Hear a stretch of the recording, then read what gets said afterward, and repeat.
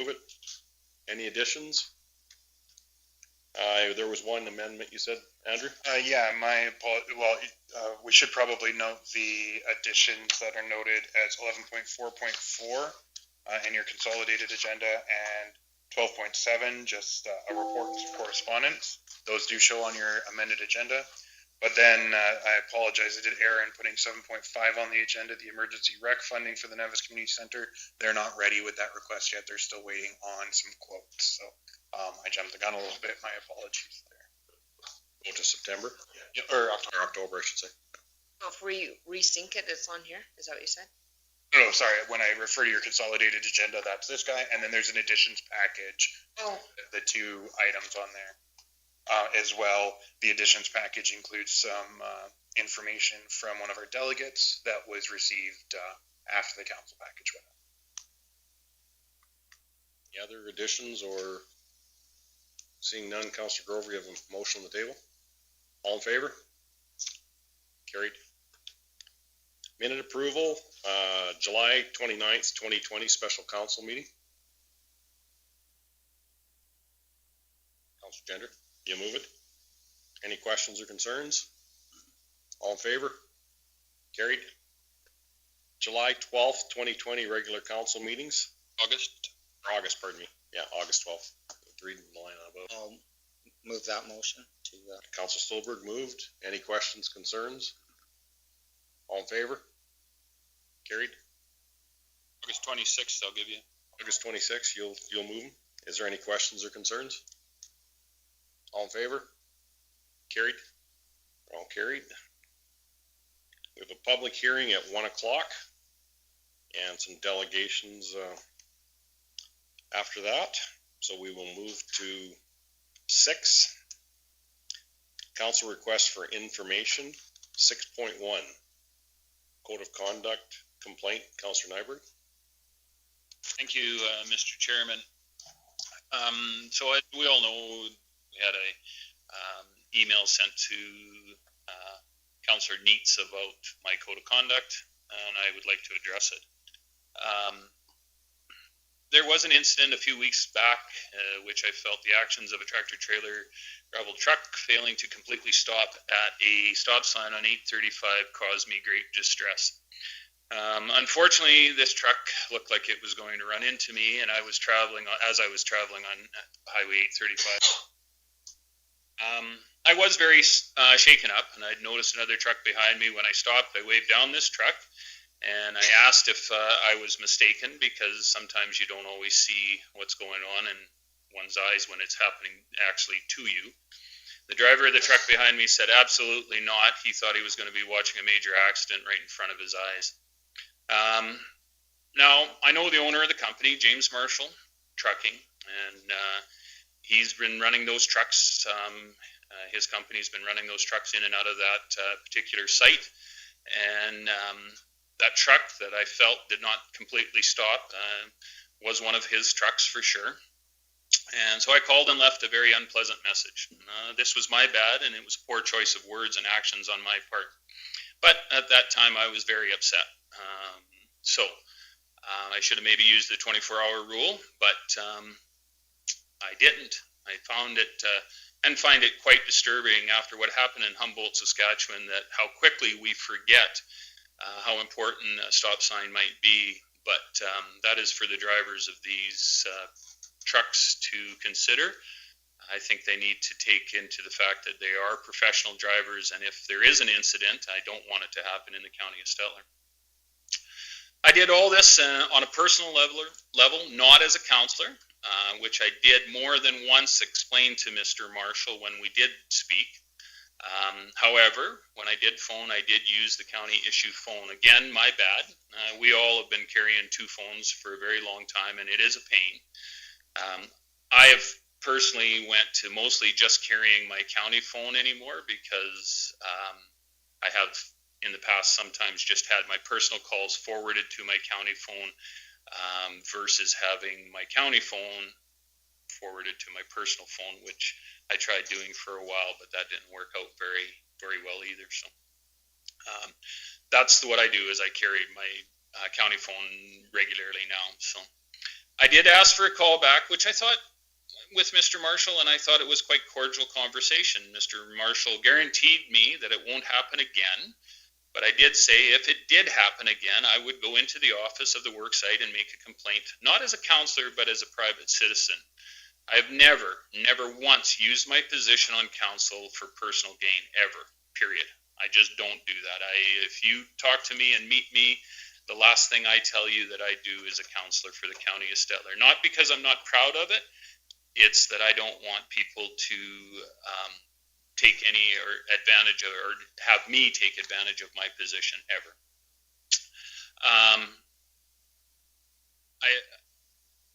It was a personal conversation that I had with Mr. Marshall. I also mentioned that it would be something that company, I think, would take a little bit more serious if it came from a neighbor versus a counselor, because they're a new company in town and they have a great reputation, and I can't stress that anymore. They have a great reputation, they have a phenomenal safety work ethic, and I don't think they would want their reputation ruined by somebody's poor judgment. So he suggested if it was that serious that I would take it to the RCMP, and I did reply that would be useless. Not that the RCMP were useless, but it would be useless for me to take something like that, as they have better things to do. Not once did I say the RCMP are useless. The right thing I did tell him to do would be for the owner of the trucking company to talk to his drivers and remind them to drive more like professionals. We left it at that, and I thought it was done. Two gentlemen had come to an accord. Again, my mistake. I found out later that it wasn't left at that. I found out later that there was a complaint at the RCMP about my conduct and the investigation of my threats by me. So I did an interview with the RCMP, which the officer cautioned me about my use of words and action, but determining nothing of substance was to come of this. He did inform me that through his investigation, if he found that there was error on the other party, that there may be charges laid. I left it at that. I said that wasn't what I was looking for. This was a simple incident that needed to be dealt with by the owner of the company, I thought. So again, my apologies to council and the county for getting you guys involved. I was straight up right out of the get-go when I started it. I let you know what the situation was. This is a personal matter, and as council knows, I did keep you all informed right from the get-go. On our personal lives and our private lives sometimes get marred with our council lives, and unfortunately, that's one of those situations here. Again, I will use my choice of words more carefully in the future, and I will also make it abundantly clear that when I speak as a private citizen, I am speaking as James Nyberg, not counselor, and I've said that. If I've said it once, I've said it 1,000 times when I say that. So that is what I have to say. Is there any questions?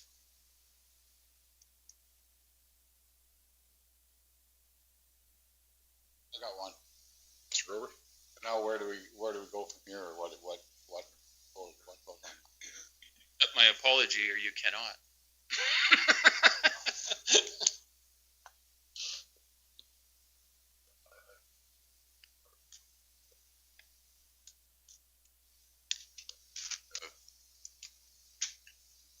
I give credit to James for doing something that I may have just shook my fist and walked away from, but he addressed the problem, and I think that's something that needed to be done.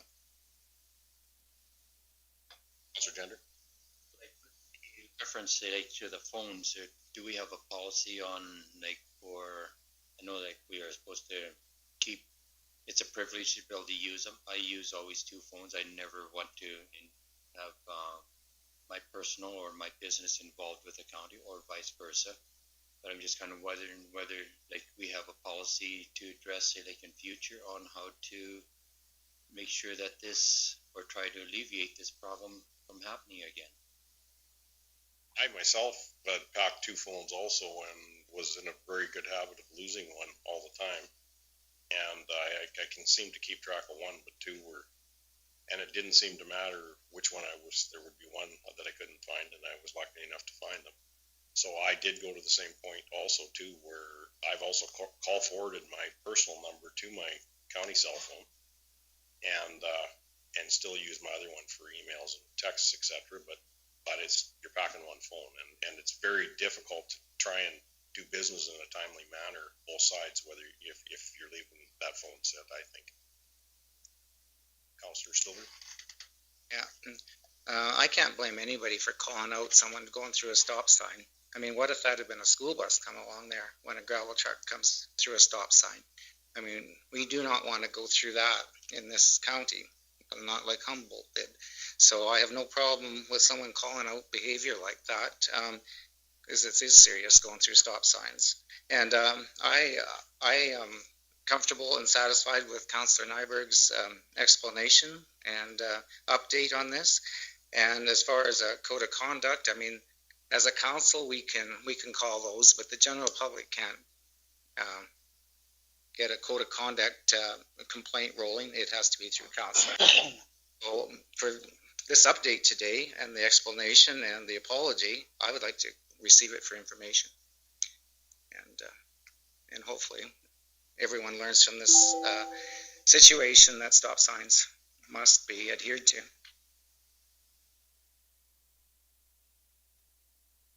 In favor? Seconds, I got one. Yeah, no, as long as it's not perceived by the public that we're just shoving this under a thing, I think that he answered it quite well, and that we've dealt with it, and now we're going to go ahead and vote on it. Mr. Needs? Part of our protocol for council code of conduct is that the Reeve handles it, so I forward it to the Reeve, and generally it's done amongst council, but Mr. Nyberg chose to bring it to a public setting and handle it there. So it's very transparent. There's no disputing that.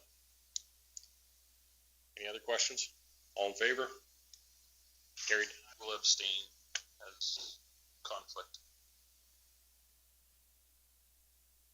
Okay, council's request for information, 6.2, Elky's Pond. Councillor Gender. Thank you very much. About 2 months ago, I had come into our administration and I requested from our CAO that down at Belky's Pond, occasionally we will use the site ourselves, and there are other members, say like from the community and outside. I'd requested that, like, there's quite some substantial holes in there, and it's difficult to get any recreational vehicles around it. So I approached our CAO, Yvette, and asked her, is there any possible way of having, say, like a round of gravel brought down there to fill in these potholes? It was about immediately she phoned up our head of public works, Mr. Rick Green, and Rick says, okay, yes, we can bring a grader in. So it was quite a shocker for me to go to those extents. And then they took it upon themselves to gravel it. I have been down there since then, and the first half mile has been bladed. And I would say by this amount of stakes that there was about 4 rounds of gravel, so it'd be about 100 yards worth of gravel that was placed on the road. So like, I'm just asking our administration to send a letter to, I don't know whether it's environment, plus the owners of this Belky Pond. This is what the county of Stettler has done for the ratepayers and for anyone else that wishes to utilize this recreation area as a kind of a token to see whether, just let them acknowledge what the county has done for this area with all the requests that we have done in the past to be able to have something done. Thank you. Mr. Stillberg? Yeah, no, I would echo that sentiment that we are contributing to that when we really don't have to, and it's not the first time. It's been done in the past. That road's been bladed and gravel added. But further to that, being we got Belky Pond on the meeting today, I'd just like to bring up this, what I found. It was an announcement by Environment Minister Jason Nixon, and he said he was pleased to join. It was an announcement yesterday, he said, and he was pleased to join Leslie Peterson, biologist with the Trout Unlimited Canada, and Murray Summers, president, Alberta Forest Resource Improvement Association of Alberta to announce funding to support job-creating conservation projects. We're getting Albertans back to work while protecting species at risk across the province, a win-win. So I was just wondering, being that Belkey's Pond is a conservation site, if it would qualify for some funding to preserve the dam that's washing out, and if we could bring that forward for administration to look into, perhaps there could be some funding there for Belkey Pond.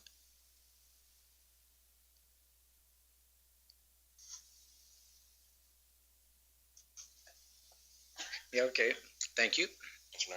Mr. Chairman, I agree with Mr. Gender, but I'm not 100% sure. Typically, it's not our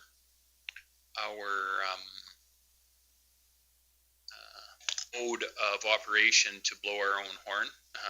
I've said in the past that we should, but I'm not sure who we would be blowing our horn to by, who do we send a thank, like, it's not a thank you would we send. I'm not sure. You have me a little bit confused, Mr. Gender, because I'm not sure who we would send a thank you to. A thank you thanking ourselves, or what are you trying to, or a letter of notice? I'm not sure what we would send, to tell you the truth. What are you thinking, Councillor Gender? I think my thank you is to CEO Yvette Cassidy plus Rick Green for doing the job for the community of Stettler.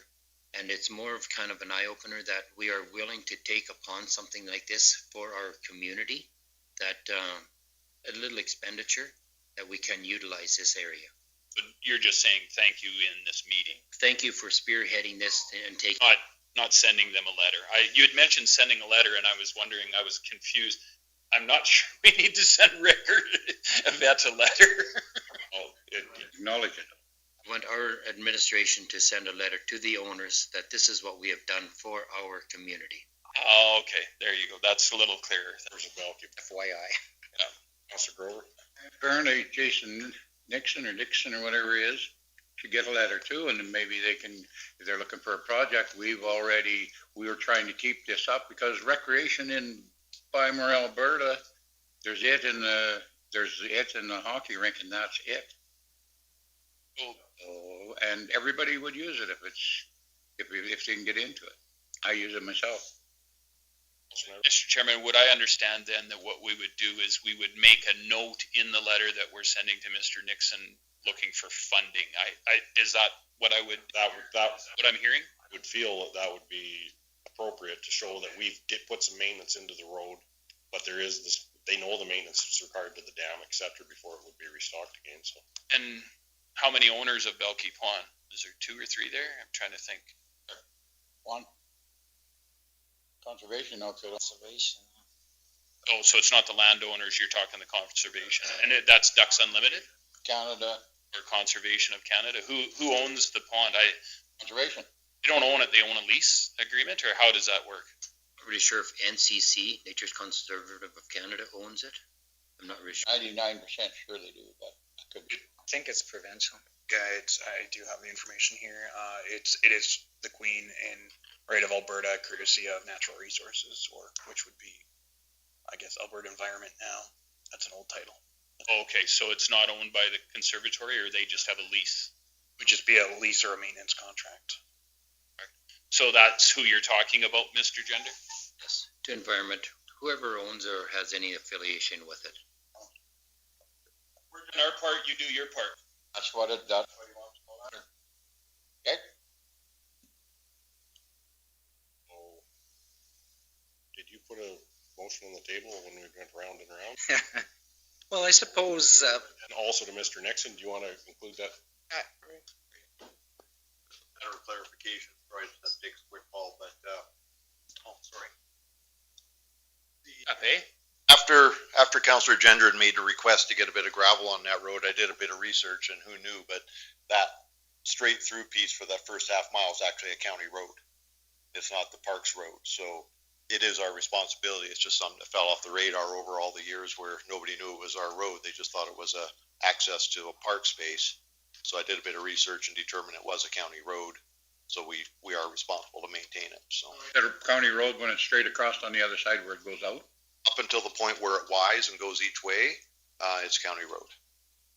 So that's why we did a little bit of extra work on it as well, so that we can get it up to a little bit better standard as per our responsibility, if that helps at all. Mr. Stover? And I would like to make a separate motion on the, looking into the funding portion so that it's easier for administration to track. If you get too many pieces in one motion, you tick off one box and there is maybe more ticks to be done on that same motion.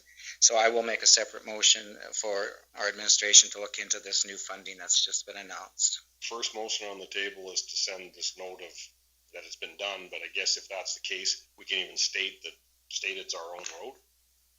We didn't upgrade it, but we maintained and gravelled that portion of the road to get us in there, and that part. I think they should know about that anyhow, that we're doing our part. Now it'd be good if they do their part. Just say that we made the initiative in order that we are showing some interest in this Belkey Pond as a recreation area for the residents.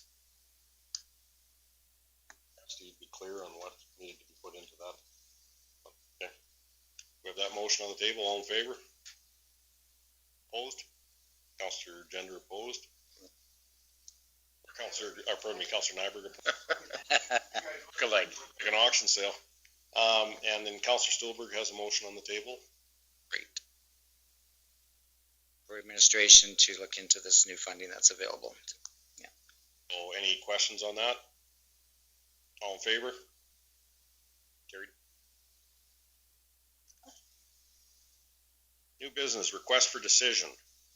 7.1, intermunicipal collaborative framework, the town of Stettler, page 9 of the package.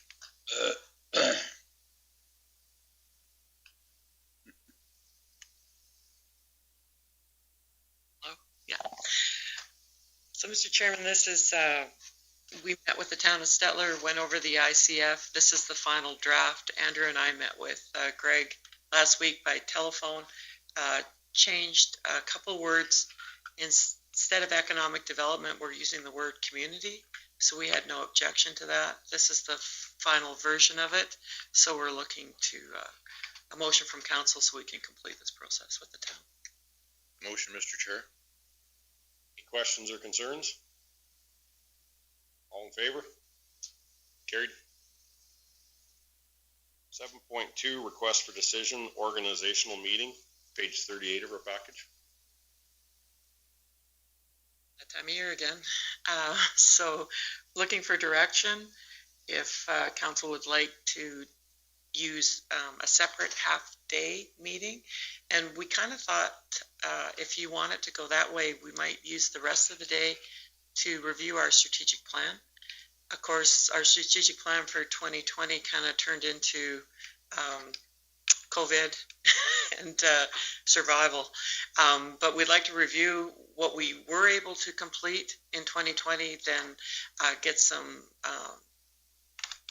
feedback on where you want us to go for 2021, and then be able to implement that into our budget process because we've started that already too. I will make a motion that we hold our organization meeting and a strategic plan update on a separate date from our regular meeting, whichever administration can, I guess, organize with council schedules. If you can give us a date while we have you all in the room, we'll make it work.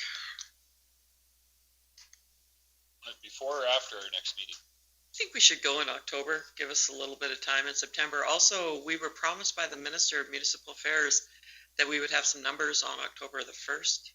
So 7th or 21, I'm proposing. Anybody have any issues with either? Well, Municipal Affairs said that October 1st, will they know about that assessment review? That might affect our choice of committees and whatnot too. Told us at the meeting on Friday that she was going to give us some first. Just saying. Funny, I'm not going on that committee. I'm just saying we might be dropping Good point, yeah. Yeah. some if that assessment review comes out. She said that she was going to, commit to giving us some numbers or information on October the 1st so that we could, because she knows that we're all in the budgeting process, so that we can plot our budgets. So yeah, we're all anxiously awaiting the October 1st date, but it always, after they make an announcement, it always takes a couple days for the information to filter through. So the 7th or the 21st would work. Would the 21st be better, with it being a little bit later to decipher what came out? Or? Sure, yeah. No, 28th, we've. Okay.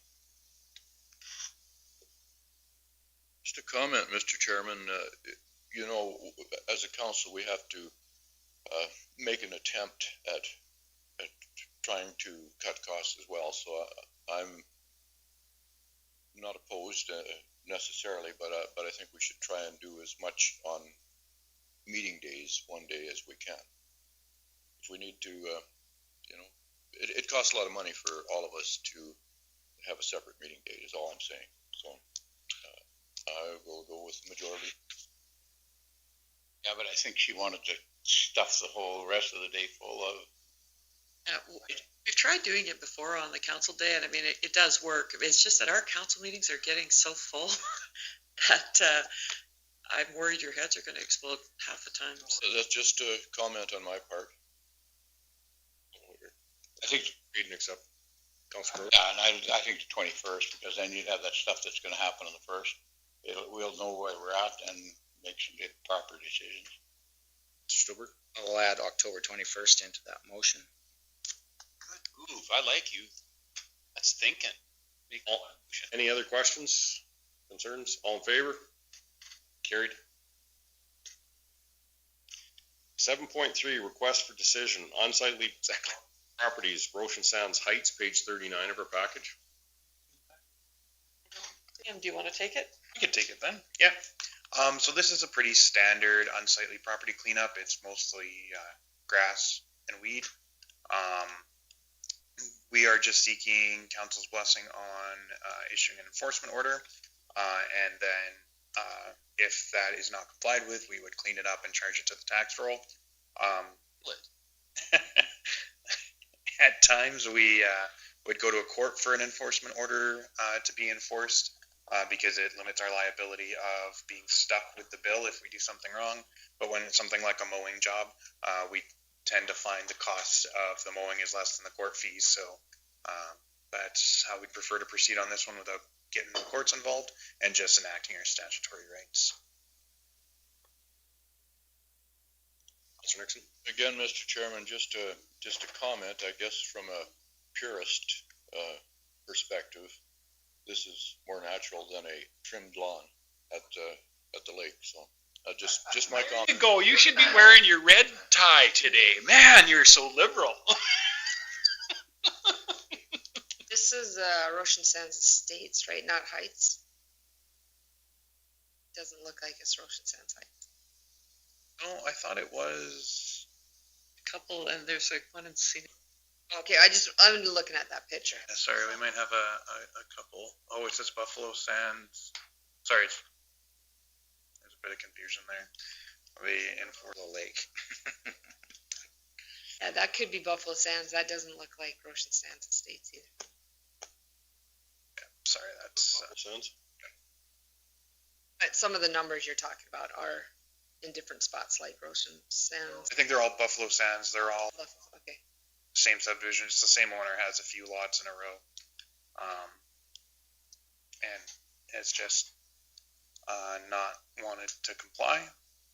We have been in touch with the landowner and indicated what the steps would look like, and we haven't been able to get any compliance out of him, so we have to go this route.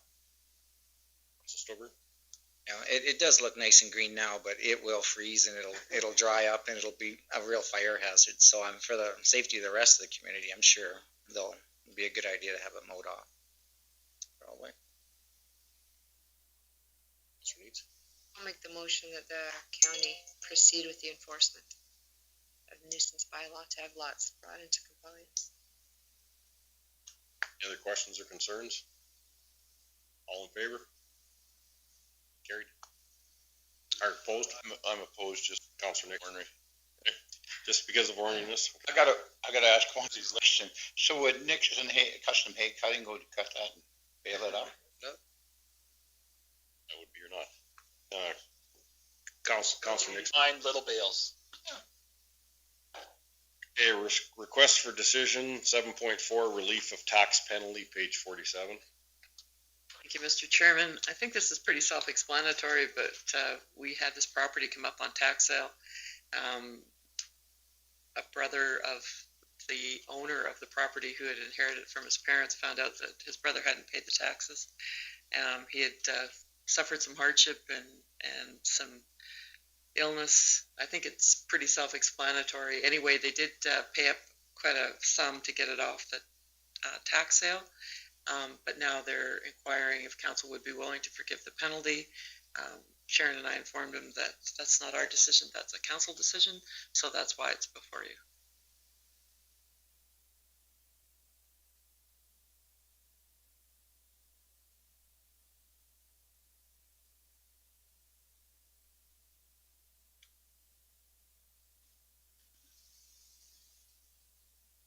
Make the motion, Mr. Chair, that we forgive the tax penalty. Questions, concerns, Councilor Grover? I'm not really in favor of forgiving tax penalties because I've been in where I had one of these since I owned land in the county of Stettler, and I had to pay it. My neighbor has to pay it. I think the more times you let this go, everybody will use it and still own the land at the end of the day. And they got to be accountable and pay their taxes. Thank you. Other questions, concerns? Motion on the table, all in favor? Opposed? Councilor Nixon in favor? The rest opposed? Okay, 7.5 we have put off till next month. 7.6, request for decision, award proposal for urban lot sales, page 52. Thank you, Mr. Chairman. I'll let Andrew speak to this. Right, so we re-tendered the urban lot sales contract. Not a great response. We had one outfit reach out that indicated they said they didn't really match the RFP process, but they're an auction site. They charge the auction fees to the buyer. So I said I would bring that forward. It's about a 5% fee on whatever the auction is, and the council would set the reserve bid. And then there was also a proposal for the marketing and brokerage of the lots from Nycal Enterprises. The flat fees are there at $44,600 for a 6-month contract or $68,600 for a 12-month contract. Additionally, they indicated that brokerage fees per lot would have to be negotiated after they'd done the research on the lots that would be included in here. We don't have a separate expense account for the marketing of these. The intent was that any revenue would offset the cost or commission of selling them. And I'm not certain that we would realize that much in funds from the sales of Erskine and Botha at this time. We had only one local realtor inquire about it, but he did not put forward a bid, and our current contract that was with Royal LePage, they indicated they did not intend to put in another bid. It's just not lucrative to sell bare lots and get a couple $100 a shot in commission. So.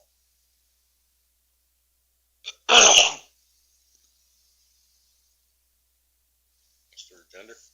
Yes, on the first one, it's they're saying flat fees proposed for marketing are this amount. So is there going to be a flat fee even if they don't sell anything?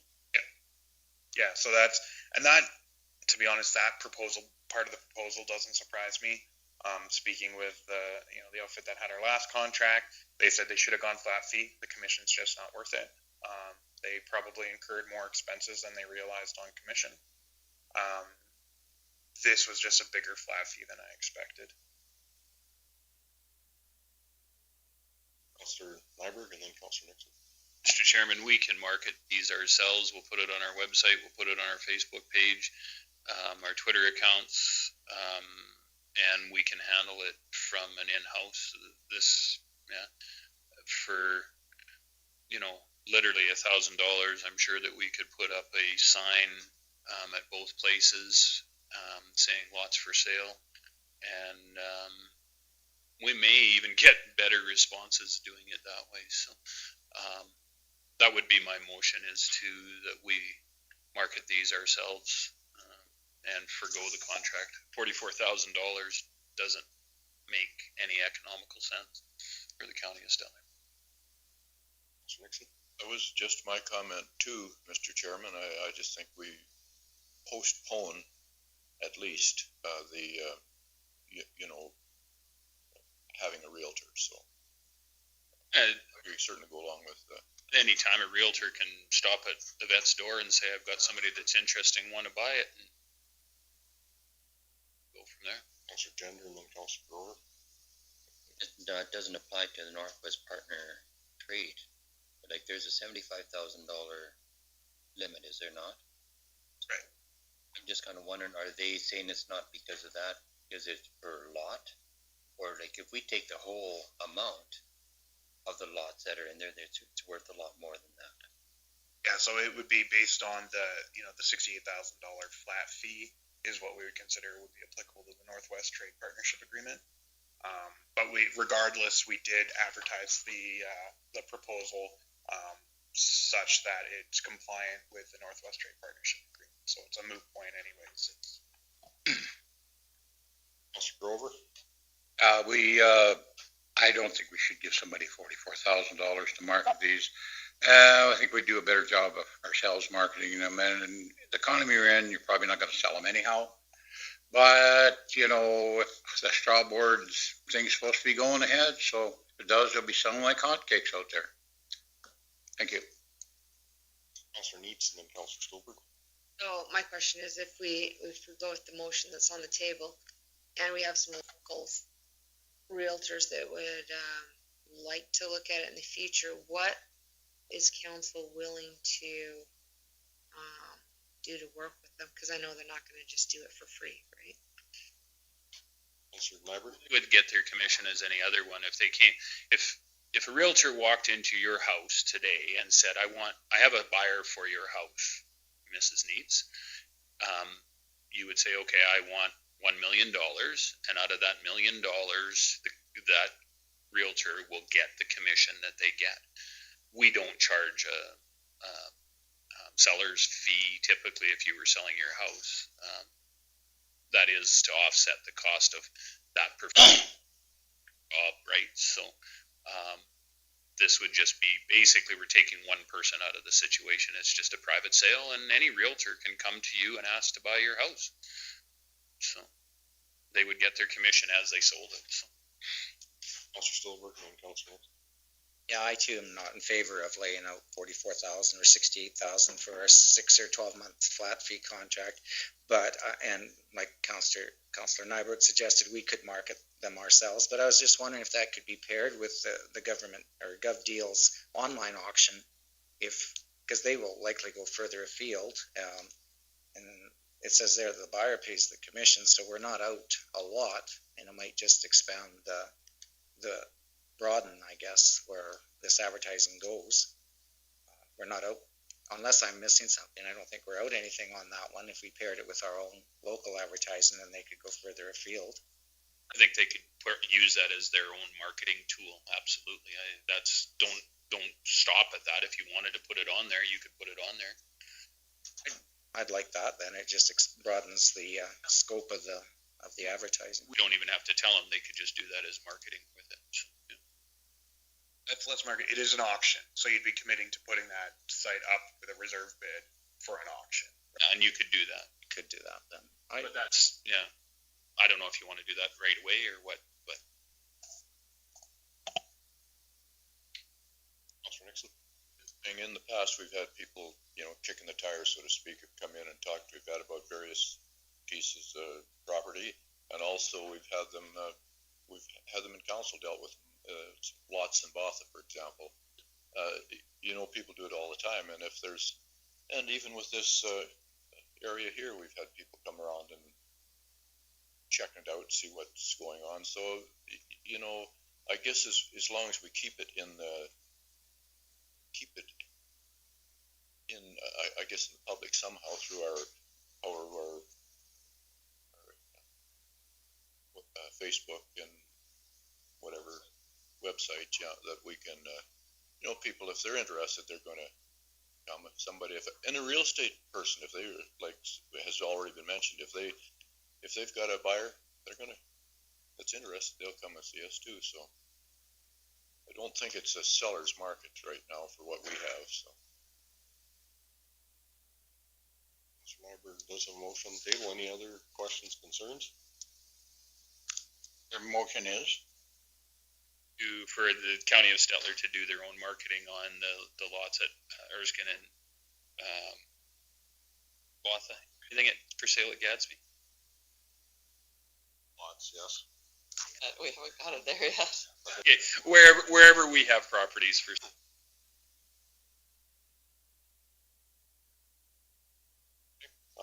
No other questions? All in favor? Carried. Unfinished business, 8.1, reassessment model review. We're asked to bring this forward every month, or to every council meeting, just to keep current. Mr. Chairman, I thought we had a really good meeting with the new Minister of Municipal Affairs. I felt that she not only listened to us, but I think she heard us. I think that's been really the key in the past. You can have somebody listen to you, but I'm not so sure they always hear you. I thought it was a really good meeting. I'm just hopeful that this is, like I said, it's a mistake and it needs to be revamped, because going forward, if this goes through in 22, we will not have a UCP government. They need to know. Mr. Nixon? Just to administration, do we as a county have a scenario we can live with? I'm not talking about A, B, C, or D. I'm talking about assessment, an assessment model or assessments that we can live with. And that would include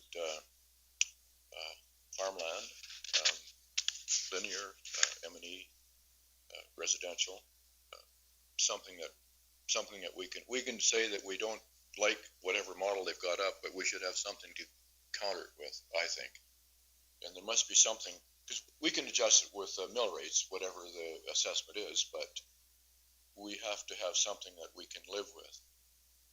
And I don't know whether I think we should be thinking of that and have something to, if we by chance are invited to sit on the negotiations. Well, Mr. Nixon, what you're saying is that this current plan is going to kill us? This current plan absolutely will kill us and a lot of our neighbors with us. So I think we should have something to counter. Absolutely. That's just my opinion, but I think it's a valid opinion. And I said before, and I've to Yvette and some of the others, that there's a few things that should be offered up. And Yvette has said the government needs to have their own source of income. Don't try to get in on our sources of income that we need to balance our books. But sales tax, for example, has been one thing that's proposed. But there's a few things that should be reassessed as far as I'm concerned, and that's property with gravel on it. And we make millionaires out of several people within the county of Stettler by buying gravel from them, and they've sold gravel to other people as well. But the taxes on that land is minimal, a couple $100 a quarter section. And maybe there's something. Royalties on gravel, for example. Ducks Unlimited is a pet peeve with me because they're a big landowner in the county. They pay zip for taxes, hardly anything, and don't really get much use out of it. But they don't pasture the land like they start off properly, I guess, or right, maybe, but then after a few years, it seems like they don't want to let anybody or cattle on their land. So that stuff grows up to be a fire hazard. We talked about that just in the last picture at the lake there, Les did. And, it would cost the fire, the county, hundreds of thousands of dollars if that land ever got on fire in the fall or a dry spring. So there's something there that could be considered as well. So there's lots of things that we could look at and maybe have a proposal up our sleeves sort of thing, just to counter anything that might come out or contribute to any negotiation. Councilor Needs and then Councilor Grover. I was just listening to Councilor Nixon's question, and I think what the county really needs is for the Virginia Hills decision to be reversed, because I don't believe in finding different ways to tax. I think we need to get back the taxes that we lost, because the county seemed to be doing okay before, but when we don't have that ability to collect those taxes, and that came out to be millions of dollars, that's what's really hurting us. And I think we really need to lobby the government to find ways to collect the taxes that aren't being paid, rather than finding, different ways to. How does that, Mr. Chairman, that you can't collect anything from bankrupt companies, so sure. I understand. Lies the problems. Councilor Grover. I'm up now? All right. Yeah, like I told her at AC, the minister there, at the thing, they have to get, so they treat it like a piece of land or a house or whatever. Those there wells have to, tax has to be paid on them before they can be abandoned, or they can be anything, before they can be traded to another company. They trade them like they're hockey cards, and taxes never gets paid on them. And they have to make them so that they pay them. And I'm with Wayne sort of on that. We should do that in our strategy plan. We could sit down and take an hour and think up stuff. But I'm not for start putting the taxes up on this and the taxes up on that and then showing it to the government. I think they started this problem, and they should fix this problem first. We can always do that later, but until she makes a move, our hands are sort of tied. We can make up some of the stuff that maybe we could do, but at the end of the day, if they wouldn't treat those gas wells, oil wells like real property, which they are, and that tax has to be paid on them before they're traded, sold, or give away, just like your house, your farmland, your ranch land, your whatever. I can't buy land off Mr. Nyberg without the tax being paid. Either he pays them, or me as a buyer, I pay him. Somebody pays them. And this isn't going on in the provincial right now. And The bank pays them. the bank pays them. Yeah, somebody pays them. Ultimately, that's what ends up happening. You go bankrupt. You or I go bankrupt as a farmer or a resident. There's somebody taking the hit. These guys aren't doing that. They're almost outside the banking world. I think we can bounce the ball around and everything else a bit, but I don't think we can tax our population hard enough and still have them in business to make this float. Was the first thing that they sent out there, and the new minister said that. So I'm just waiting to see what she comes back with. We can bounce around. Like, I don't know how you would charge Ducks Unlimited any more money than the guy across the fence, but I might be in favor of that one. But there's probably ways we can get it. But anyhow, I don't think we can do much until we can talk about it, have it in our back pocket, I guess. But we can't go and do stuff right now, because as soon as we do, we find them $2 more million, it just goes down the rabbit hole. It's gone. And what we're trying to do is balance your budget. Is that not right, Mr. CEO? And we need this oil companies to step up and pay their stuff. Thank you. Then Councilor Dender. Yeah, I think we've had some good points of discussion here on this, but I think we should probably wait until after the October 1st information is given us, and I think this should probably be added as a discussion point in our strategic meeting on the 21st of October. But then we'll have more information, and we can further discuss this and see what kind of options we might have. But I think for today, that should be basically tabled to October 21st.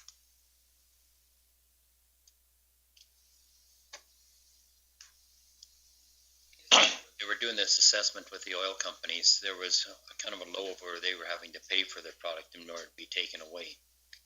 Right now, there's a break-even point of where they can break even, and there's an awful lot of businesses and farmers around. They've had to pay their taxes even on a break-even. I find that this assessment was done at an improper time. It should be reassessed now on today, what today's values are. Just, the government needs money from somewhere. So the scenarios may be dumped or junked or something else come up, the A, B, C, and D that were proposed before, but I'll guarantee you that MSI is going to be less. So, I mean, we're still going to have trouble budgeting. So, just a comment.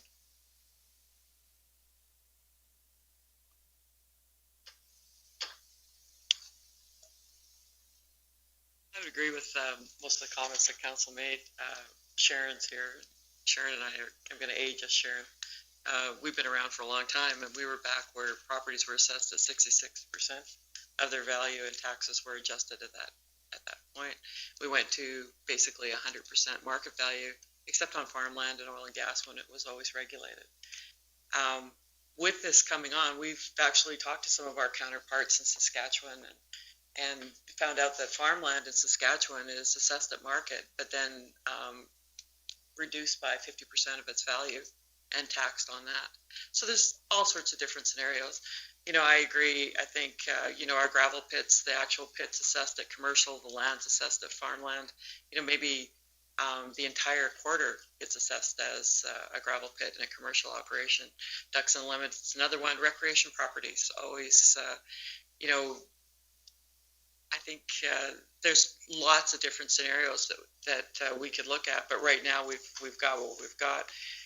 I thought a couple points on Friday's meeting were really good when they talked about the politicizing of assessment, and it shouldn't be political, but it has in Alberta, and it's been really bad.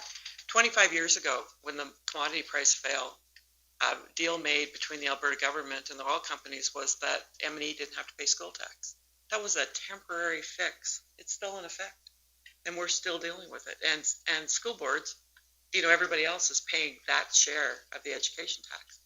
So it would be nice if they would, get away from that, but we'll see what they come up with. I talked to Nate yesterday, just kind of wanting to, shoot the breeze after the meeting on Friday and see what else was coming down the pike. He thought that she had really listened, realized that, things had to change, but unfortunately the province is broke. The commodity prices isn't very good for oil and gas, and counties are broke, and actually probably all municipalities are feeling the crunch pretty good. Stressed with him was the equalized assessment. That's what really hurt our small business guys last time when they hit us with the 35%. Government didn't take their 35% hit. They tossed it all onto us. And so our small businesses had to make it up with the education taxes. So I said to him, no matter what you do, if you come down the pike and you say, we're taking 50%, or we're hitting you with 25, or we're hitting you with 1, adjust the equalized assessment immediately, because it affects education, affects our seniors, and it affects, of course, the new policing requisition.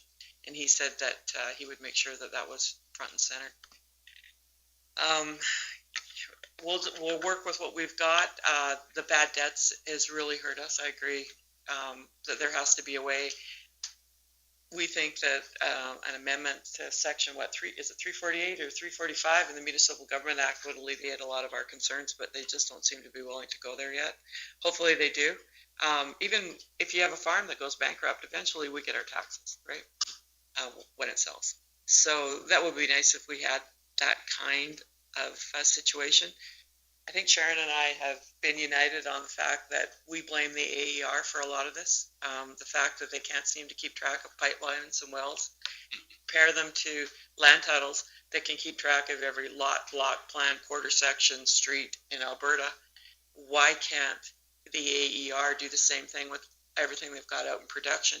Because no well should transfer if there's encumbrances against it. And they should have to be paid prior to that well transferring it. And I think if that would have been the way, the letter of the day, what happened to Trident and the extent that Trident went down was because they had acquired all these new properties and they should have never been able to acquire them. They've never been able to buy them. So Use tag, or we should give them a CCIA tag. If we give every well a CCIA tag, we'd be able to find them. We sure could find our animals. I think that's one of the biggest problems. And I said to Nate yesterday, you know, you fired the board of the AER, you put a new one in there, but unfortunately you left all the bureaucrats in place that advised the old board, which are now advising the new board. So you may have to do a little further house cleaning to get, the AER with the mandate of what they're supposed to do, and that is to look after the oil and gas in the province of Alberta. You got anything to add, Sharon? Sorry.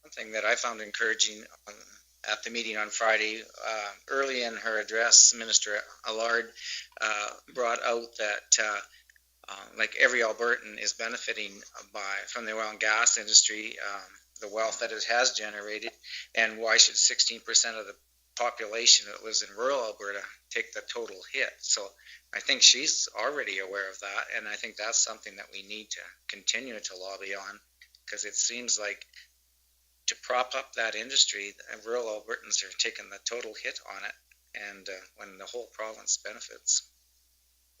Councilor Grover and then Councilor Nixon. And they write these wells down, right, Larry? They write them down until they're worth nothing. Oh, I think houses should be the same way. My house is 36 years old. It should be worth absolutely nothing.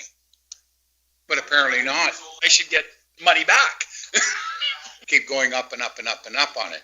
Another thing is, if they do get a pipeline here and put carbon back in the wells in Big Valley and bring them back to even 75% of what they were producing those oil wells, so then they're going to go back to 100% then, or if they go back to 100% production, so then they're going to go back and start on another 35-year depletion, because they're already 35 or 40 years old.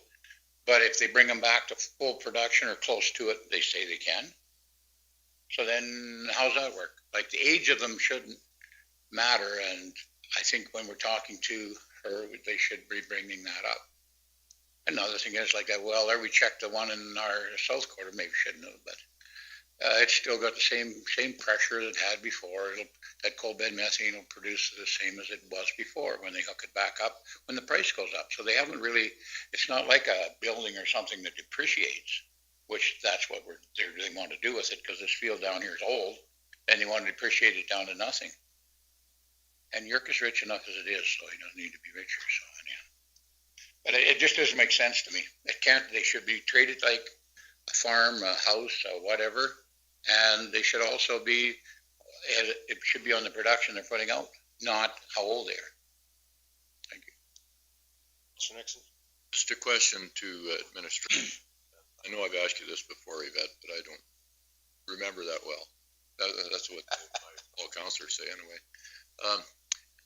Would a change in assessment, I guess, for like gravel pits, Ducks Unlimited, recreational land, would that have to be an amendment to the MGA? We can't do that as a county, can we?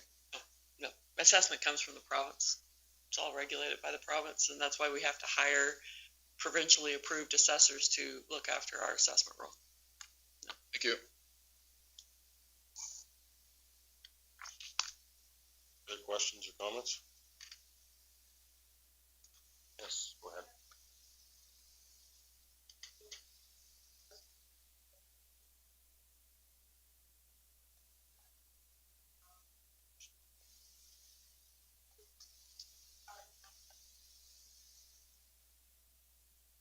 There's a lot of these companies that are have separate interests in a well site. In Trident, in some of the assets, where there was a sale out of it, and I would say it stems back to some of the regulations in AER, is they sold a percentage to this company out of Trident, but the major holder of the asset is outstanding in their taxes, as an example. So you can, Mr. Chairman, so you can owe us money and go and buy a new piece of property. Sweet. Also too, I guess as we talk about these uncollected taxes, a big part that the government probably doesn't want to address would be the orphan well fund, and as wells get turned to the orphan well fund, there should be no reason why the taxes still don't follow them to there. Because all the rest of the abandonment costs has to be paid out of that. Taxes should be one of those costs. Yes, go ahead, Councilman. Mr. Chairman, I'd just like to make a note too. I know we get beat up on social media a lot about how we're not supporting the oil and gas industry. We are. I want it to be abundantly clear that the County of Stettler loves our good quality tax-paying oil and gas companies. We have some phenomenal oil and gas companies that are operating within our boundaries. They work socially with us and they work corporately with us. On a regular basis, we have a great relationship with a number of our companies, and kudos to those companies for continuing to do what they do. The general public needs to do a little bit of background information and find out which one are the good companies and which ones are the and I will say delinquent companies, the ones that are not keeping up their end of the bargain. We all have to pay taxes. That's a fact of life. And the ones that are doing it and are doing a good job, kudos to them. So. Yes, and I guess with that, as we've been talking about these assessment models, we've tried to bring that point up also, that we do have very good companies that work in our areas. And a lot of the companies that work, the majority of the companies that work in our areas would not benefit from this whatsoever. So what we're arguing is trying to protect those companies also, the ones that do step up to the plate and work with us. In fact, it would hurt them. Mr. Stolberg? Further to what Councilor Nyberg just said, with our county working with oil and gas, in 2020, of course, there was no tax increases to their properties, or any properties. But in 2019, we did raise the mill rate or the taxes on farmland and residential, but we left the oil and gas untouched because we were basically working with them. We realized they were in a tough position, and we didn't want to be the straw that broke the camel's back. So we have been working with them in the past too, for their best interests, and as Councilor Nyberg has said. Other questions or comments? And as we said, we'll discuss this at every meeting so that we do keep transparent and people current on that. Our next item was memo for Range Road 21-2. Should we follow? Well, after the delegation. Okay. Then we have our bylaws, which one has to fall after the hearing, 10.1, but 10.2, we could go through that bylaw. 1632-20, Chief Administrative Officer for first, second, and possibly third reading. Page 84 of our package. I can speak to this one as I did prepare it. Quentin made us update all of our job descriptions as part of the audit, because you can't know how to do your job safely if you don't know what your job is. So we went through everything and we came to a vet, remembered that we had a bylaw to specify it, so I was going to hand that over till I saw it was circa 2000.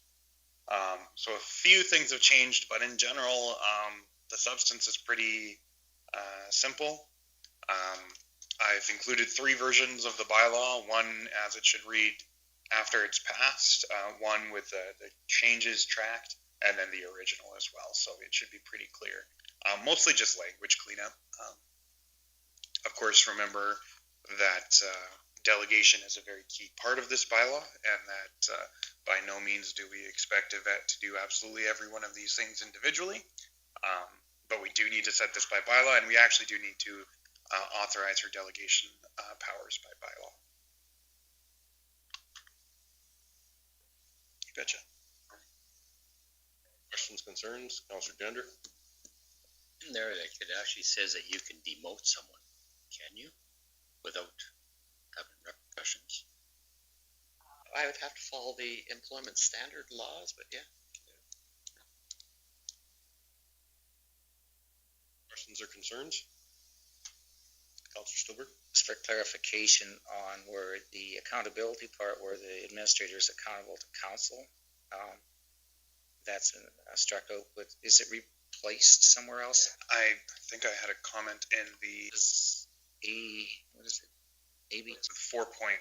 So if you pop back up to responsibilities, so 4.1 on the first page of the bylaw, the chief administrative officer shall be the administrative head of the municipality and shall be solely responsible to council for the performance of the policies, programs, and services of the municipality. Okay, so it's just put in a different spot. Thanks.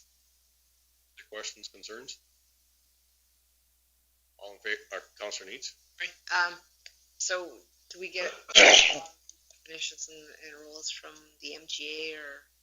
Yeah, lots of it's copied from the MGA, and then we add, because of course it's actually kind of redundant to relist everything that's in the MGA, so we don't have everything in there, but we really do highlight all of the extra things that our council specifically expects of its CAO, whereas other councils can absolutely allocate designated officers that report directly to council for certain tasks.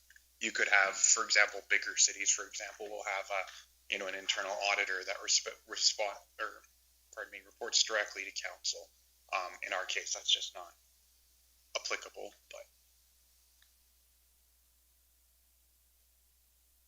To make people trigger happy this time is we have a motion to read the bylaw for the first time. All in favor? Carried. Councillor Grover, second reading. Any questions or concerns? All in favor?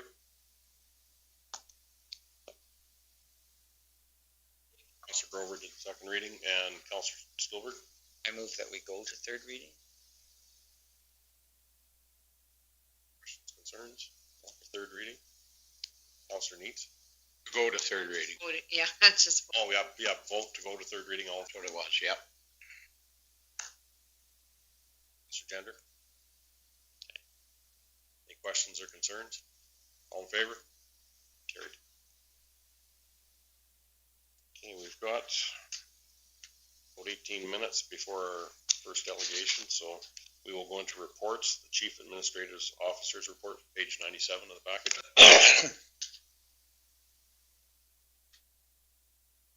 Questions or concerns or highlights that you want to touch on it, CAO Castle? I think they're really, it's a good report. Not that I'm blowing my own horn, I'm blowing my staff's horn. It's really in depth. I know, even on Friday, I got a couple comments about administrators checking out our webpage because of the advocating for the assessment model review, and they said, we're going through your council packages. Wow, that's a great report.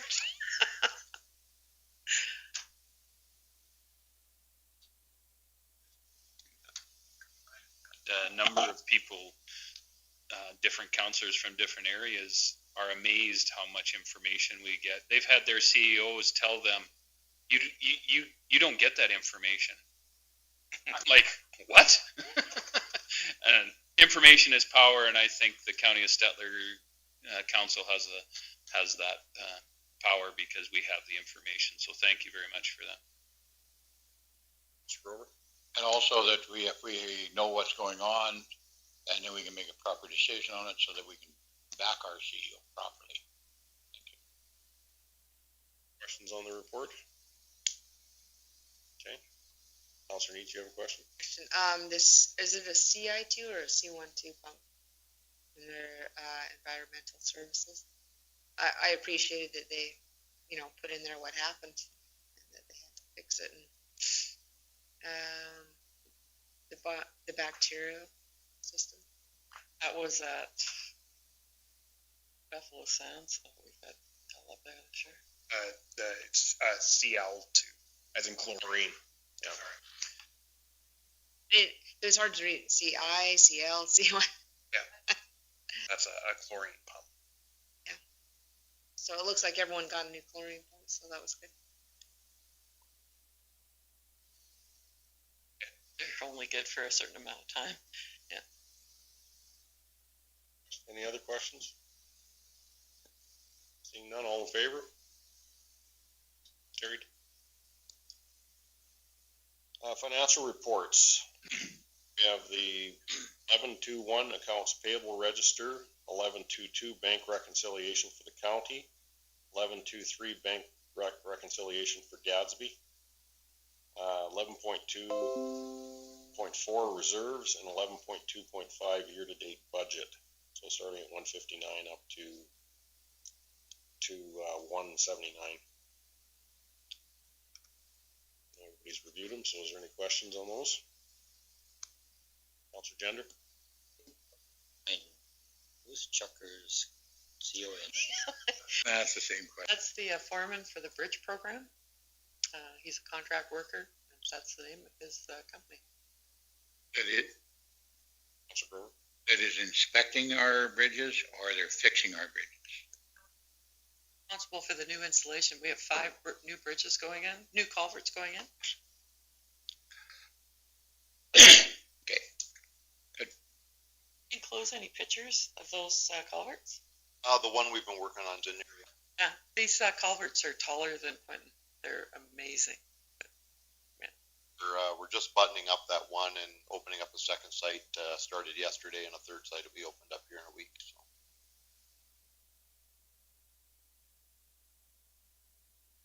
Gender? We just make one comment back onto say like the shaping of the roads. Great to see it. Much appreciated. Thank you. Slowly, yeah, thank you. That's not one of the big ones, is it? Is that just a scale issue? There's some big. No, there's a big one. There's pictures of the big ones. That's the stuff we were working on up at the road at the lake. Counselor Brewer? Not to micromanage, so we have got a proper tool on the back or on our track or whatever to compact the ground properly around the big culverts. Yes. Yeah, we don't do it with the Traco. This is all hand work until we're up around the, But the compaction, right? no, we compact by hand. When we had to do it before, it was always, it was like when they made us put it out for a bid on the big culverts, it was always the compaction and the stuff was a lot of money. If we're doing all this ourselves now. No, basically up tight to the pipe until you're out past the haunches and you're over the width of it. You do all that by hand until you're a certain width away from the pipe, and then you can put mechanical stuff on there that's bigger. But everything up tight is small plate tampers and basically hand tamping everything underneath the haunches to make sure you don't damage the pipe. You don't want to deform it either, so you got to be real careful how you bring it up all the way around. That's just what I was wondering. That's good. Excellent. Just don't want to see us wash one out. Counselor Gender? Yes, that is done. Thank you. We'll just have to say, like, when you have a plate tamper on the backhoe, getting it closer to the culvert, it's not beneficial. You're better off to go with it. You actually pop it right out of the bed. If you hit it in the wrong spot, it would deform it, pop it right out, then you're going right back. So you got to be real careful. Is there any other questions on the financial reports? Counselor Nyberg? Again, we have, I see a numbered company in there, and it's payment 026044. What page? 159.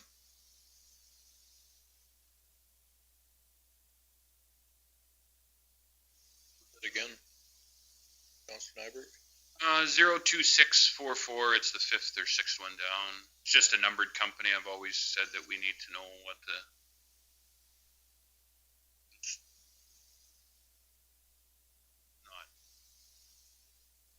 numbered companies are always Andrew? it's not a big deal. You can get it to me. I just, in the future, it'd be, I do know when they're signed, it does show the name on the, and it's, Yvette knows this is a pet peeve. Yeah, I My years of loss prevention, that was of fraud, but I'm sure there's none going on. I just, in the act of transparency, it's nice for the public to know who's who.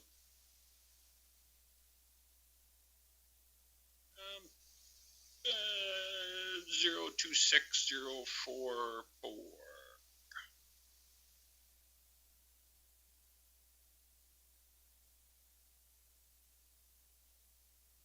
I have to dig deeper. It'll be a bit. No, that's fine. And that's fine in getting back to me. And I see Apple Canada too. Do we typically buy directly from them? Okay. What did we buy? Depends on 16. That is. it was probably a phone. yeah. I thought we bought locally, but that's fair enough. It's local from Apple gets almost no markup anyway, so. Okay, no, and that's fair enough. I'd like to see us if we can. I mean, it seems to be the year everybody's buying from Amazon and Wayfair, but I think we could help out our locals if we could buy. Fair enough. other questions, if it's clarified what that numbered company is that we. Yeah, I'm not worried about it. You can send it via an email to us later on. I'm just that it's been recognized. I'm fair enough with that, Mr. Chairman. If I can get a motion. Councilor Gender? Please. All in favor? Them all, Mr. Chairman. Where are we ending with it? Yeah, we're 11.21 to 11.2.1 to 11.2.5. We have them in our packages to review and to question, so. There was a question this morning that I did get the answer from Krista on from Councillor Stulberg about the bank rec as to why we seem to have so much more money this year than last year. And in this case, it's a combination of things. Grants are included, that we've got our grants a lot quicker this year. Some of our major capital purchases we got financed, so we've got the money in, but not the money out yet. And then our collection of taxes have actually been a lot higher this year, with paying online due to COVID and everything. And then the last reason we're kind of up there is just a lot of planned expenditures have not been paid yet. We've kind of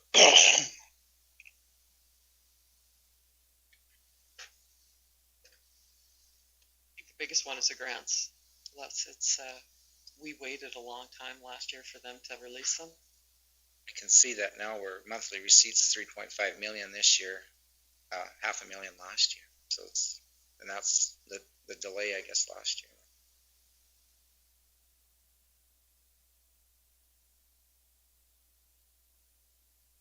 Council, I'll give you a few more minutes or a few more seconds to look through if you've got a question.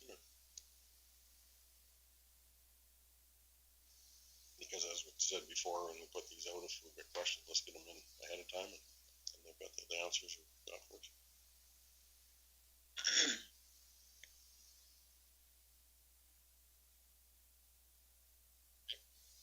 Is that enough time? You ready to vote? We're still looking. That's Good. number company is Decatur. Jeannie. Oh, there you go. Krista's watching the stream clearly, and she's quicker than I am. Emailed us that response. Okay, we have a motion on the table. All in favor? Carried. Just to that point, then I think it's even better for us to show that we're using that money locally, versus I mean, for transparency, it's good, but also it's good to show that we're buying local on our product versus just some nameless numbered company. 11.3, we have 7 minutes, so 11.3 councillor fee sheets.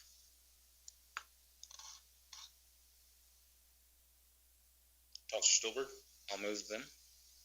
questions or concerns? All in favor? Carried. 11.4, counselor committee reports.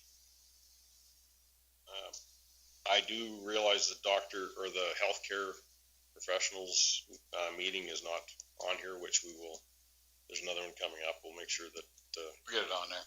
last one was included. Counselor Stillberg? Just a quick comment on the FCSS one. It didn't come out exactly as I sent it in. It looks like somebody's computer stuttered on copy and paste because the harm reduction stats got put in about 3 times. Important information. Because actually where it says harm reduction, that was it. But then the other pieces must have come out of there somehow and got above it. But because I double checked what I sent, so it's not a biggie. It's just it looks like copy and paste stuttered there.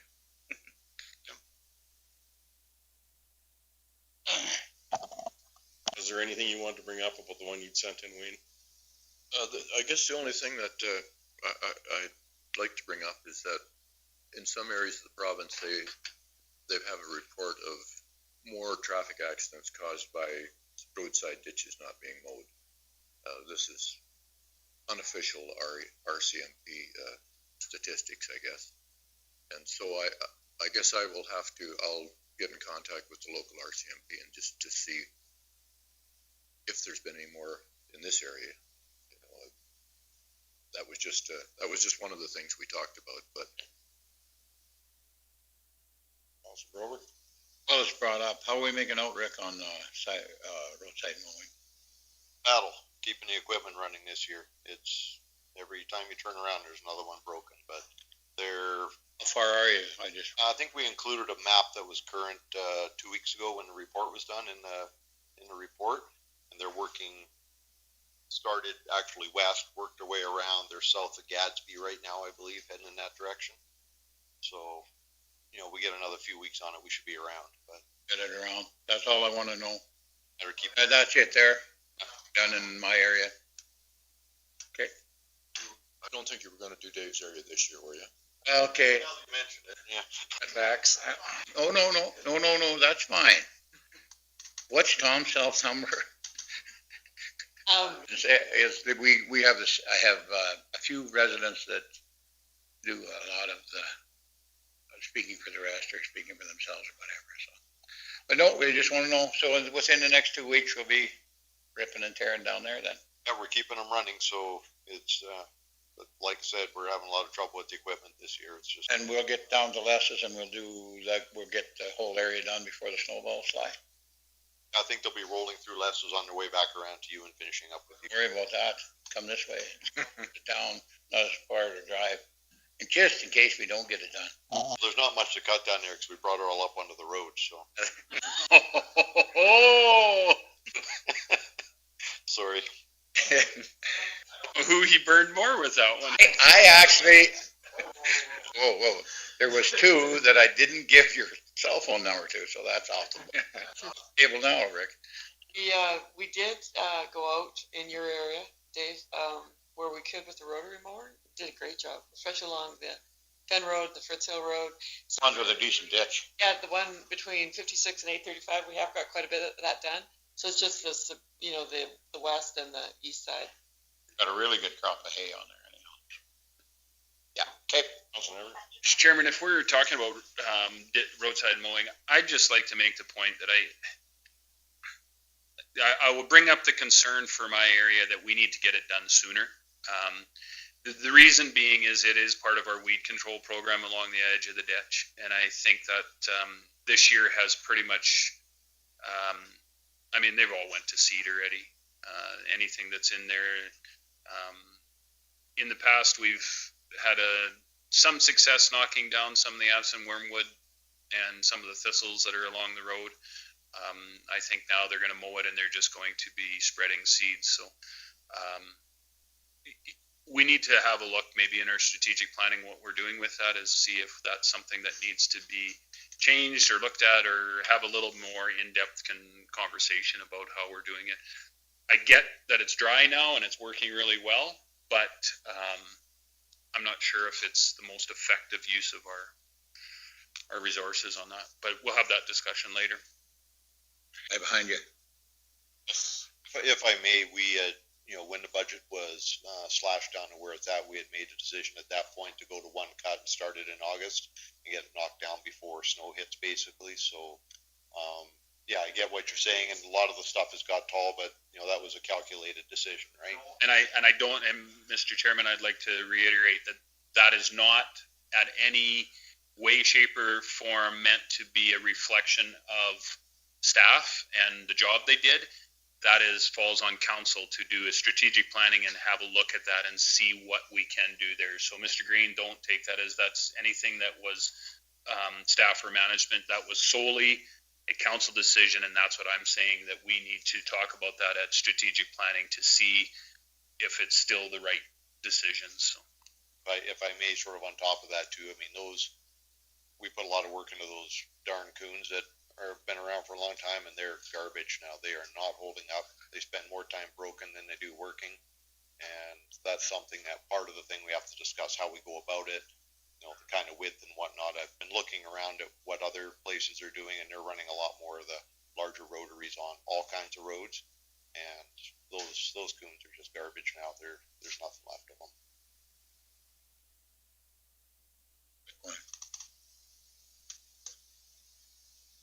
See, like with the amount of needles and meth pipes and that, how are the stats holding up comparatively, like over time? Are they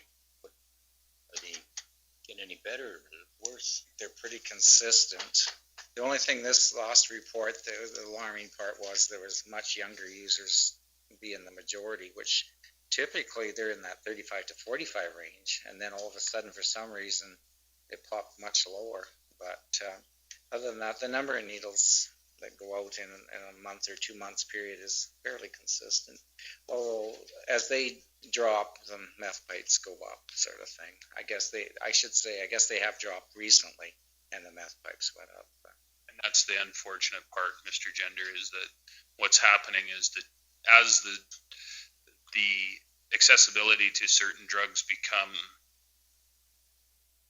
inhibited, I guess, as it were, by enforcement. So, the meth pipes, it seemed to be the choice right now because that's the easy, accessible drug that's out there. And then,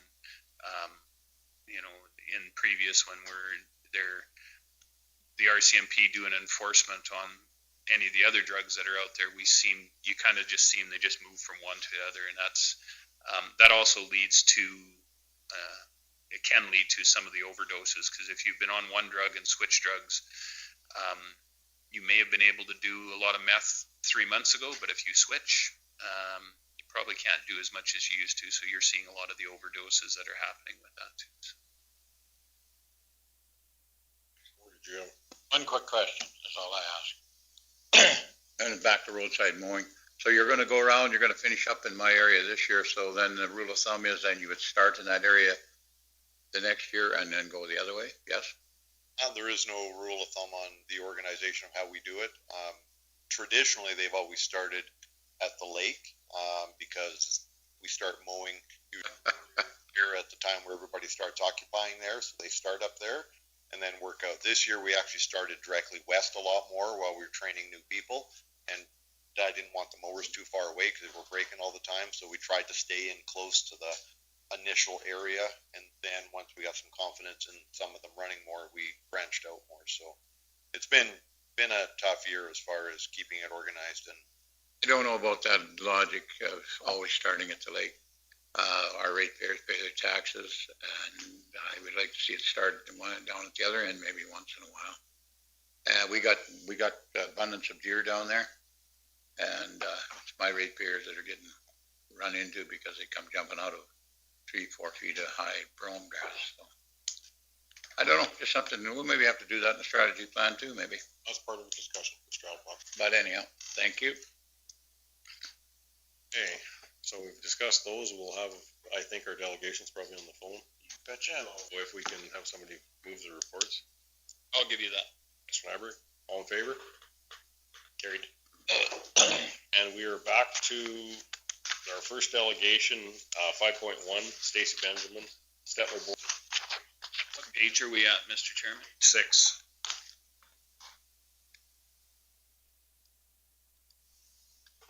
Our package. Good morning. Good morning, Stacy. Excellent. So today I'm coming here in regards to Horticulture Days. Stettler has been selected as a feature site, and we have put together a committee that includes the Stettler, Brad Robbins from the SRC, Lorraine Hankins has been a part of the committee, Andrea Hatch from Cabinet of Curiosities, the Stettler Egg Society, the Stettler Town and Country Museum, the Stettler Public Library, and the Friends of the Library as well. We've put together quite an extensive list of events celebrating a lot of the cultures within the community, including our prairie heritage. So we are fortunate that I think it's next weekend, the 19th and 20th, we'll be heading out to Jim Long's to see a harvest done by horses. And we also have the Métis Cultural Weekend coming up as well. So with all of this coming, we are pretty excited, but we do need some assistance in regards to helping with putting on some of the events. So we are coming to County Council asking if they would be interested in sponsoring for $500. Thank you. Questions from council? Councilor Nyberg? Or to Yvette? Okay. Councilors, money, do I have any left in mine? We did look at that the other day, and there's a couple of you that still have your $350 allotment available that you could use if you want to sponsor this. I usually give it to hockey, but I'm willing. Okay. Anybody else that I can hit up? Who else has got some? I think Cherie's got hers, Les has got his, Larry has his, I think Dave has his, and you. Well, I will put up my 350 towards this. I'll find somewhere else to sponsor hockey. There's going to be slow with them anyways this year. So, and if I could get somebody else to help me out, I would go for the 500. But I'll make a motion that I donate my 350 towards this, Mr. Chairman, so we can move this forward. Councilor Stillberg? Could do the 150 off of mine then, and I would have 200 left for something local. So I guess that would, I'll take that. take that as a motion. Right? I'll take it as a motion that I will make that donation. Okay, any questions or discussions? All in favor? Carried. Okay, Stacy? Thank you very much. Okay, thank you. Just, I guess, be in contact with who at the county? Talk to Krista or We can coordinate through Lorraine. yeah, we'll put it through Lorraine because she's on your committee. So That's perfect. Thank you. okay, thanks, Dave.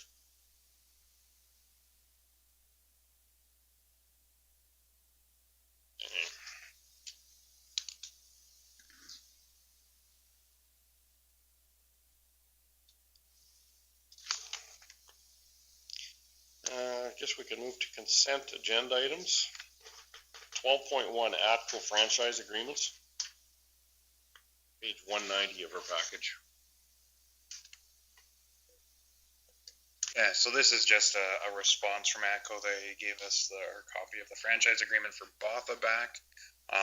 We'll start working with them to get a handle on Gadsby. If you guys recall, we passed this bylaw.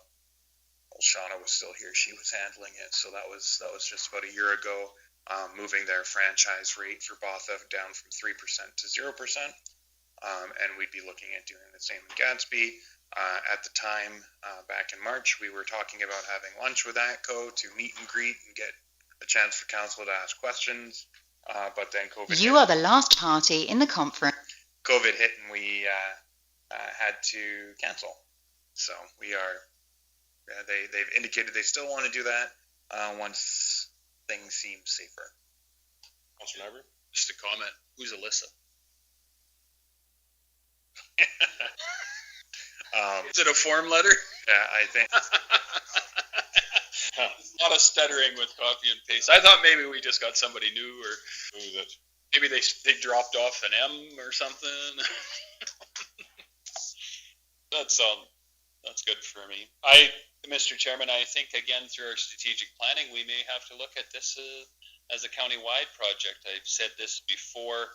There is some opportunity for us for some fees that are not being collected that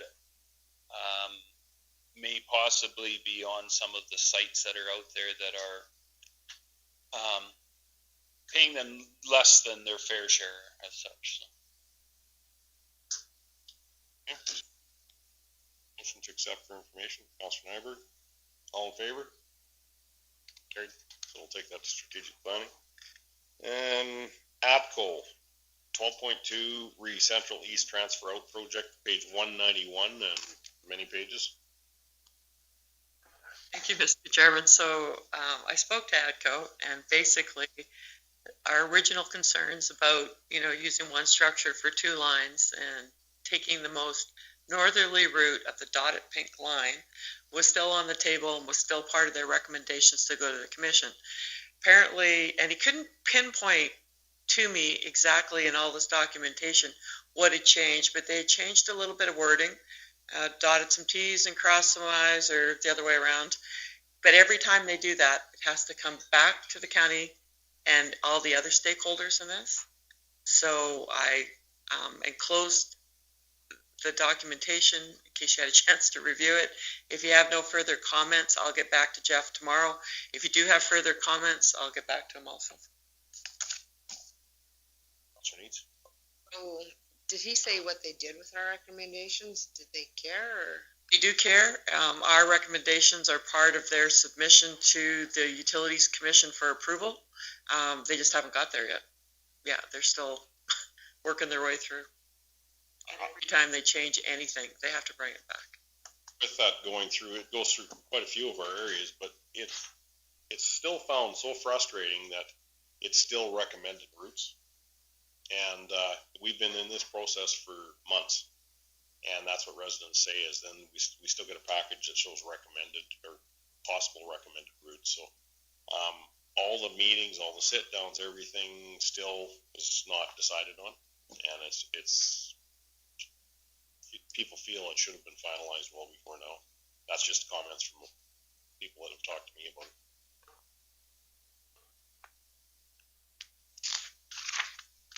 Any other comments on it?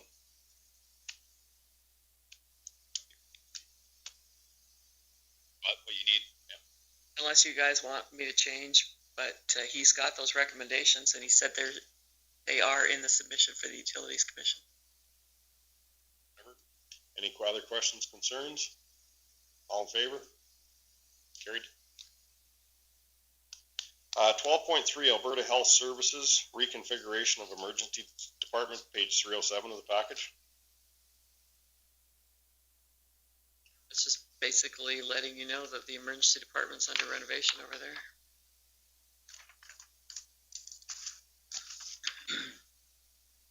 And is it, where do people drop? Like it's very clear when people are going to drop somebody off there now, or what?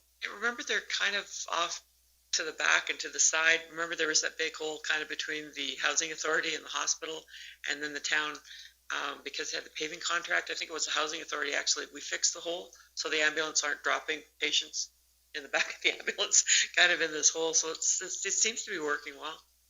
Town did a great job on that. They actually coordinated, and hats off to the town on that one, because they basically it was no man's land. Nobody wanted to do anything about it, and the town took the ball and ran with it and just did it. So that was a big plus. So again, working as one community, it was awesome. So I think same thing. It's in the town though. But yeah, no, they stepped up, did a good job. Mr. Silver? I'll move we receive this for information. All in favor? Carried. 12.4 Minister of Transportation, Highway 835 and Highway number 12, page 308. This is just a response from Minister MacGyver to the letter that council sent regarding the condition of these highways. They've actually done not a bad job patching 590 and 835 south of Highway 12. Teresa, it's still a little rough north on 835. I haven't drove it in a while, but south on 835, they've actually done a pretty good job. Done a few repairs north now too, so they did right in front of the store in Erskine, and then they're doing like big sectional patches, which is quite, I mean, it's not perfect, but it does seem to work. So they seem to be working their way to the lake. Yeah, it's just north of the 601. You can still see they're missing potholes here and there. It's kind of like they were working along and they ran out. I don't know. I'm not sure if they ran out. They're still coming back, or yeah. So there's still some holes north of there. I'd like to know how long they're gonna be till they're done, the 8:55, do you estimate? I would say Rick maybe has a better idea, but I'm guessing another 2 weeks probably. 4 weeks? I'd probably pushing very late in October, I would think, potentially. They doing all 6 miles of it, weren't they? But I don't know if they have to haul. Did they have to keep the haul up that long? Because they'll get, once they get the base in, then they'll do the. We're around 55,000 tons, so it's gonna take a little while to get it out, so. Question. I know, we already got it. It started a day earlier than what it was supposed to do. They had a permit to, or whatever, to start on Sunday, and they started on Saturday. Run over one kid already, but. He pulled out. They wasn't them. No. Yeah, but the local 4 vehicles that always go down that road every day, probably wasn't used to it anyhow, but whatever. I just wanna know when they're gonna be done. I wanna know when you're done the base, they're gonna haul the asphalt from over in my area too. Yeah, there's no asphalt there. As far as I know, I think I heard about 6 inches of granular base course going on top of a prepared subgrade, and then a chip seal again. This is a prepared subgrade that they're doing now, right? There's subgrade prep and adding the base gravel. The base gravel is how much? Did you say, Rick? I missed I heard 6 inches. 6 inches. That's a lot of stuff. 5,000 tons, somebody said also. Stover? Yeah, I drove it last night, and they've got about 3.5 miles done, so it's about 2.5 left. Haven't got a page yet, though. No, but I mean the base that is done, and they've put a coat of oil on that part. So I think they're going to be right on schedule, because the signs said by the end of September, whatever. So I think they'll be on schedule with it. Never too soon, thanks. Highway 12 East has not really had too much work done to it yet. There's still a couple dandies on it. Nobody lives out there anyway. Goes there though. You just have to sit there and watch that traffic go by when you're counting them every time you go to pull out of them. You need a campground. And a few less fuel trucks and steel coming, and Provincial Park on the other side of Gadsby. that's right. Councillor Gender? Like when we meet Mr. McIver at one of our conventions, you deserve to give him a hug. I'm very happy with that finally getting done for sure. Oh. I don't know if I go with hug, but I committed that Councillor Stilberg would be buying the liquor at one of the. definitely will second that motion. Just a caution to be careful, because Rick's his trade is a butcher. He might have a butcher knife up his sleeve. So. Yeah, no hugs. Councillor Grover? I might be dealing with a hunter at the deal. And they're going to, it's really a good thing that we built that, and it's wonderful too. But they're going to, you had a look at the road before. I wanted to bring this up in council so we had record of it. You looked at the road before, and we're going to look at it afterwards. Yes. Where they haul out of before they go to the highway. Central City who's the main contractor on the 855. Yep. Has a road use agreement with the County of Stettler. They have the maximum bond posted. Rick will review the road at the end of the haul, and you'll make sure it's where it was when they started. Exactly the same. Thank you. Any other questions or comments on this? Motion to receive, please. Someone? Councillor Neitz? All in favor? Carried. P&H Elevator Preservation Society Annual Update, page 310 of the package.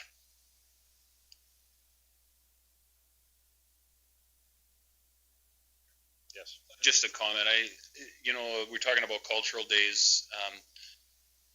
This is actually one of those ones that they're doing a great job with. Pretty much all volunteers. So hats off to the P&H Elevator Society, because they are doing a great job. It's one of the few that are left in our province. So it is one of those real gems that sometimes we forget about. But I just wanted to make that comment, and I'll receive this for information. Any other questions or comments on that? And yes, I do agree. They're doing a great job. Councilor Grover? We have another elevator in our county. It's shutting down a big valley. But anyhow, yeah, no, I think they do a great job. All in favor? Carried. RMA media release, set record straight on rural municipal finances, page 314 of the package. I've sent this out to all council for you to review before. It's just more information the RMA has given us on the assessment model review. I made the comment to Nikki that I liked her report, media release, better than this one, but it was more concise and to the point. This rambles a little bit. There's good information, but it was pretty long, the whole report. Our report was, we've had lots of comments. I've had comments on that also. Any other questions, comments? Thank you for information. Councilor Nixon, all in favor? Carried. And then correspondence from Stars, thank you. Additions, page 14 of the additions package. I received this yesterday, Mr. Chairman, and it's in response to the letter that we wrote Stars explaining our difficulties and that we may not be able to fund them in 2021, depending on what happens with the assessment review. I thought it was a great letter. Council should see it. Mr. Nyberg?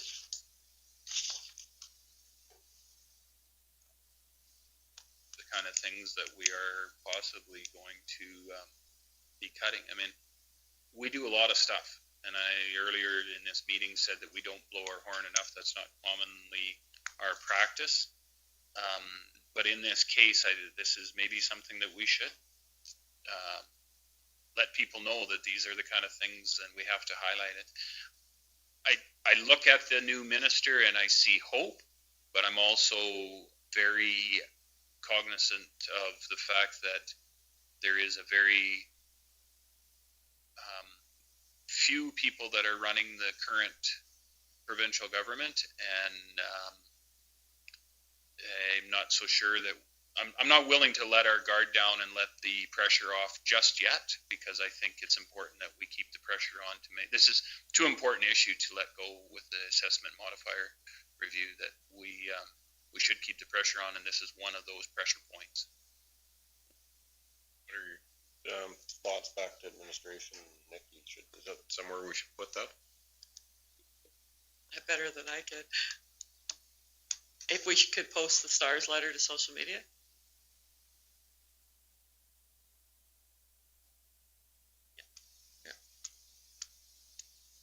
If anything, it'll start some conversations maybe that, hey, this is serious.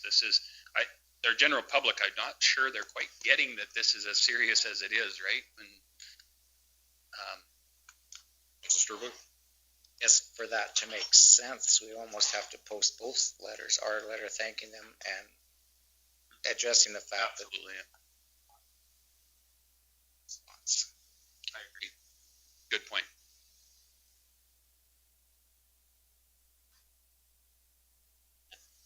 Ever? Okay, so that was a motion. Receive for information with posting to the social media. Other questions? All in favor? Carried. Okay, we have our in-camera sessions, our bylaws, and the rest is kind of tied to after lunch. But I don't know if lunch is in, it's 11:53. Probably move into in-camera and move to lunch from there. I think we could get done. There's one motion that for sure that'll have to come out of in-camera right after lunch, after the public hearing, and then want to go into camera right now, Mr. Chairman?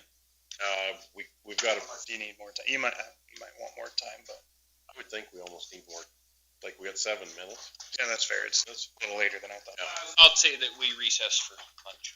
And then we'll go in camera after. Okay. All in favor? Yes.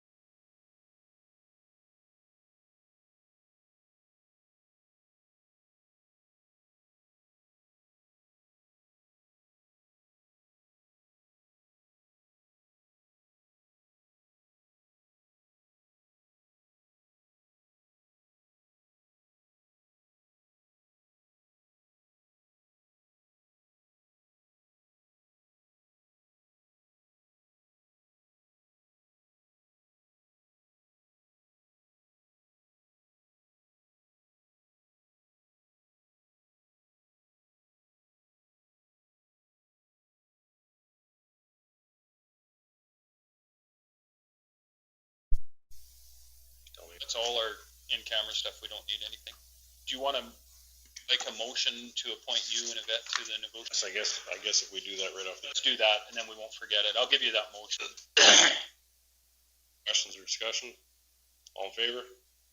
It's the motion to appoint Yvette and Larry for mediation.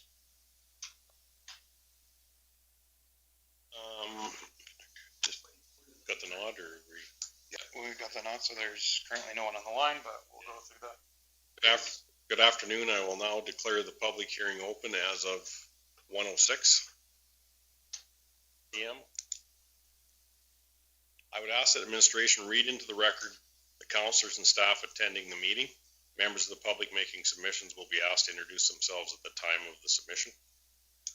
Alrighty, so today on this end of things, we have myself, Andrew Brishek, Director of Municipal Services, Nikki Thorstensen, Director of Communications, James Nyberg, Councillor, Les Stolberg, Councillor, Wayne Nixon, Councillor, Dave Grover, Councillor, Sheree Neitz, Councillor, Ernie Gender, Councillor, Yvette Cassidy, Chief Administrative Officer, Larry Clark, Reeve, Marlene Hansen, Executive Assistant, Rick Bean, Director of Operations, and Karen McKenzie, Development Officer.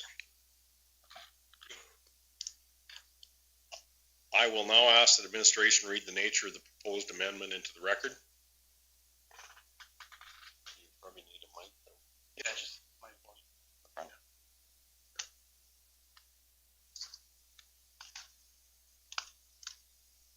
We are to consider the second and third reading of bylaw 1640-20, proposing to introduce regulations governing the keeping of urban chickens within the country residence CR, country residence small lot CRSL, and the hamlet residential HR districts of the County of Stettler land use bylaw. Rules of this conduct for this public hearing shall be as follows. Written submissions shall be tabled first and read into the record. Verbal submissions shall be considered second. To present verbally, please call into the meeting. The instructions for doing so can be found on the cover page of the agenda package and on screen now on our YouTube broadcast. Verbal submissions shall be limited to 5 minutes each. Councilors may ask questions of the speaker after each presentation for clarification purposes. There will be no debate between participants through the public hearing. Any question from the floor shall be addressed through the chair. I will now call for any written submissions in support of the proposed bylaw.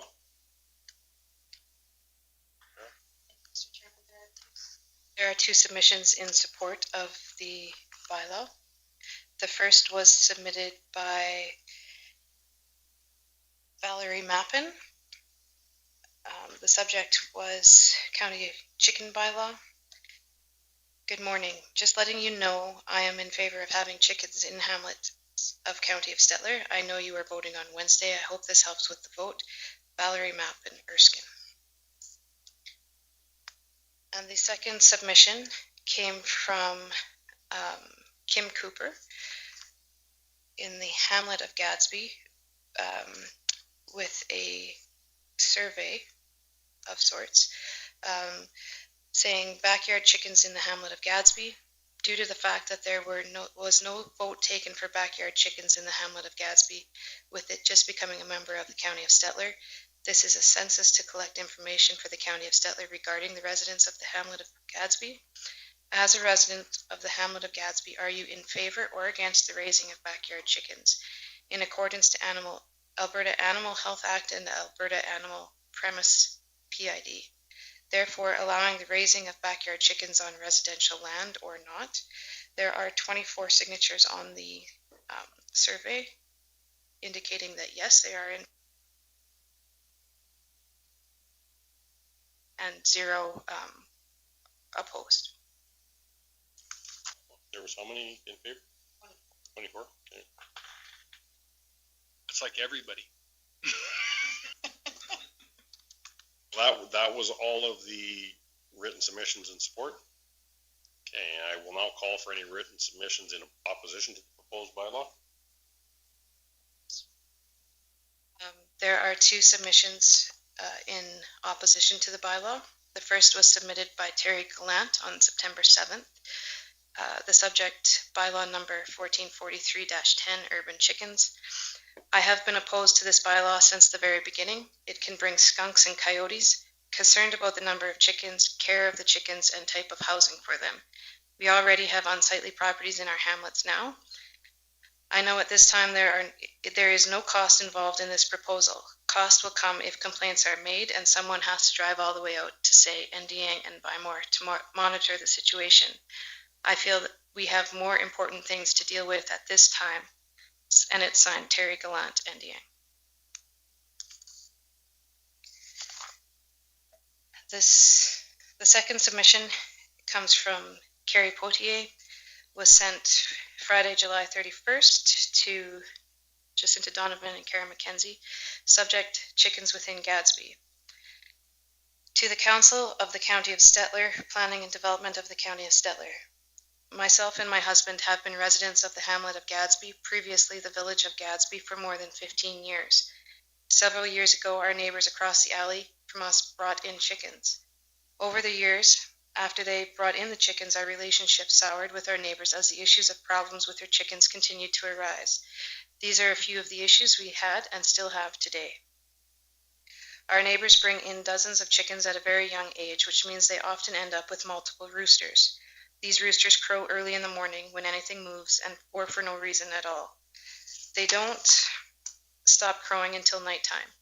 The crowing often starts very early, which makes it difficult to get proper rest for my husband, who is a truck driver. He is on the road for long periods of time and then comes home for a few days to catch up on sleep and get provisions. The roosters have been a detriment to achieve a decent amount of rest. I am aware that other municipalities with chicken programs do not allow the ownership of any roosters and require the purchase of chickens to be over 16 weeks to ensure there are no mix-ups. Our neighbors have built their chicken coop insufficiently, which has resulted in the birds escaping and being taken away by predators. The current coop has been deliberately built to a low enough height that the chickens can fly to the top and sit on the rails of the coop. The problem with this is that they also fly down onto the other side of the fence, which is the property belonging to someone else. In addition, since there is no overhead protection and the chickens keep flying the coop, they become vulnerable to predators like coyotes.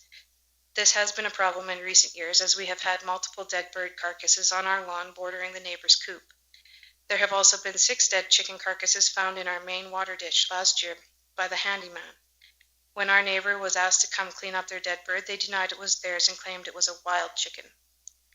The chicken was identical to their own, and several of the chickens had recently gone missing. Currently, I have had chicken feathers in my yard on a regular basis again. In addition to the chickens being killed, they also caused damage within my yard.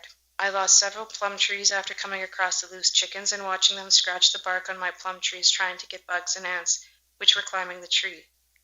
The scratches were quite good and had peeled off the soft bark. Within a couple of years, the area with damage ended up getting bugs in them, and eventually the trees perished. I showed my neighbor the tree after it happened, and she saw the birds scratching at it. She just collected her birds and shooed them back to her property. On another occasion, her rooster was loose and ran through my yard. My dog, which was tied up on a cord, chased it and cornered the rooster, who came at my dog with its feet and scratched its nose. My dog yelped, and the rooster flew at and ran through my flower garden. The neighbor was once again called over to come get her rooster, which was eventually recovered.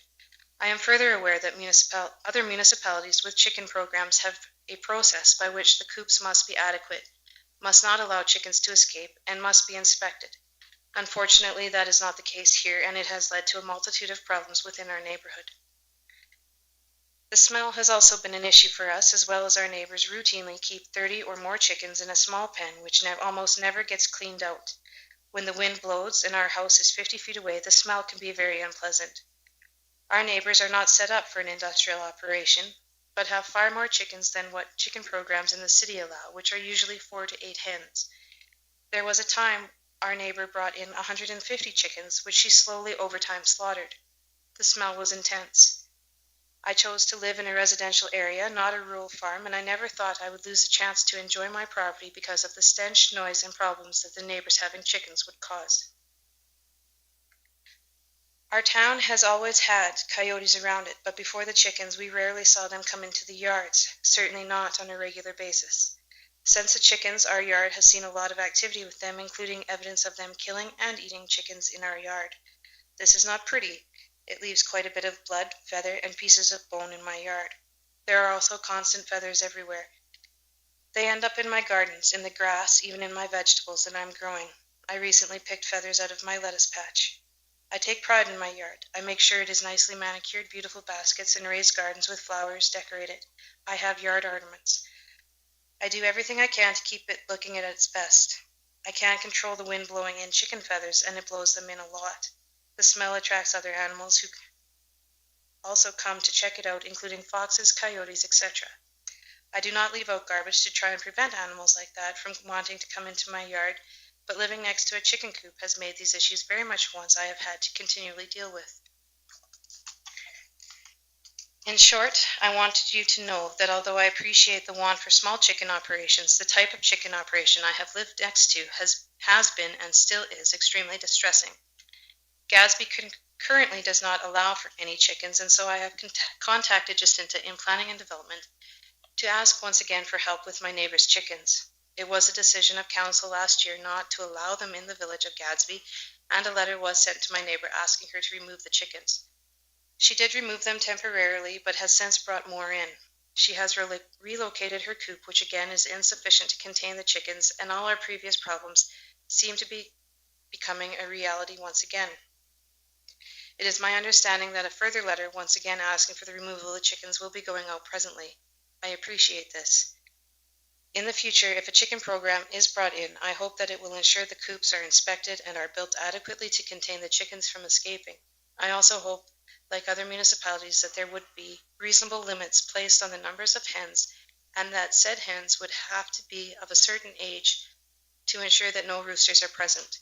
I think these precautions would go a long way toward ensuring there are less problems down the road, such as the ones we have had to face. Thank you for taking the time to read our account of living next to a property with chickens. Sincerely, James and Carrie Poitier. I will now call for any verbal submissions in support of the proposed bylaw. To indicate that you have a verbal submission in support of the proposed bylaw, please press *5 on your phone. Do we have any calls in? No callers on the line. I think given that the introductions and the procedure is outlined prior to the reading of several responses gave adequate time. I would also say we will have no verbal calls in opposition. Yeah. Okay. So, seeing that we have neither of them, are there any questions of clarification from I would ask if our development officer has any presentation to give clarification to the public hearing. You do not? Thank you. Is there any other questions from council? I want to accuse Kara of being a chicken.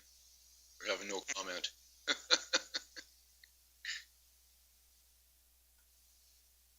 Questions? Seeing no other submissions or questions, I will now declare the public portion of the public hearing closed at 1:19 p.m. Thank you, Kara.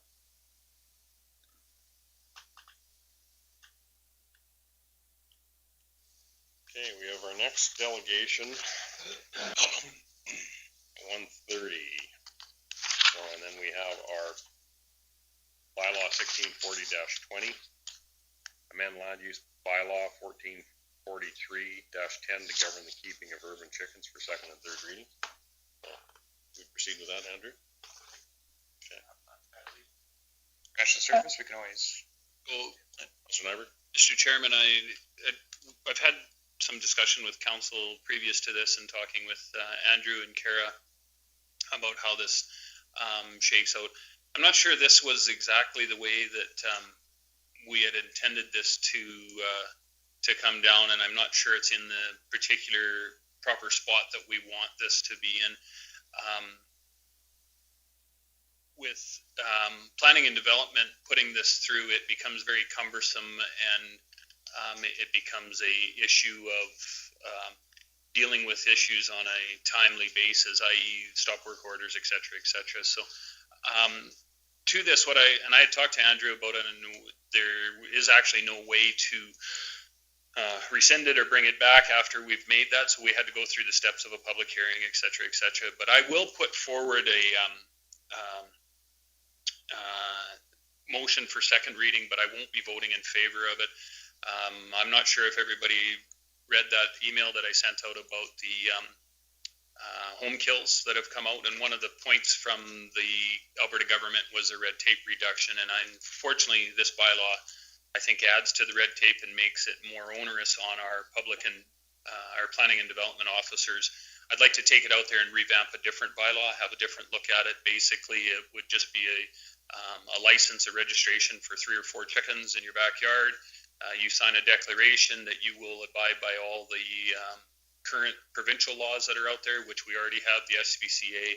We have building codes in place. If you want to put up a building in your facility, in your area, you have to get a license anyway, so this is doubling down on that. So to that end, I will make the motion that we put this forward.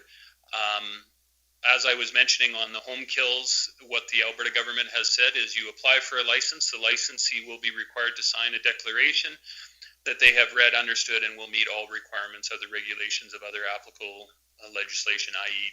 disposal of dead animal regulations. So I don't want to double down, and I think that's what we're doing with this one. So if we could move forward with second reading and then go forward from them, their council can make the decision whether they still want to go down this route. I'm not in favor of it, of this particular one, but I do think we need a chicken bylaw to clarify. One of the things that you would be able to do under the other way that I'm looking at it is you just can't register a rooster, and then you would be in contravention of having a illegal chicken in your backyard, so non-licensed chickens, or registered, however you want to say it. Motion to go to second reading. Any other comments? Councilor Neitz?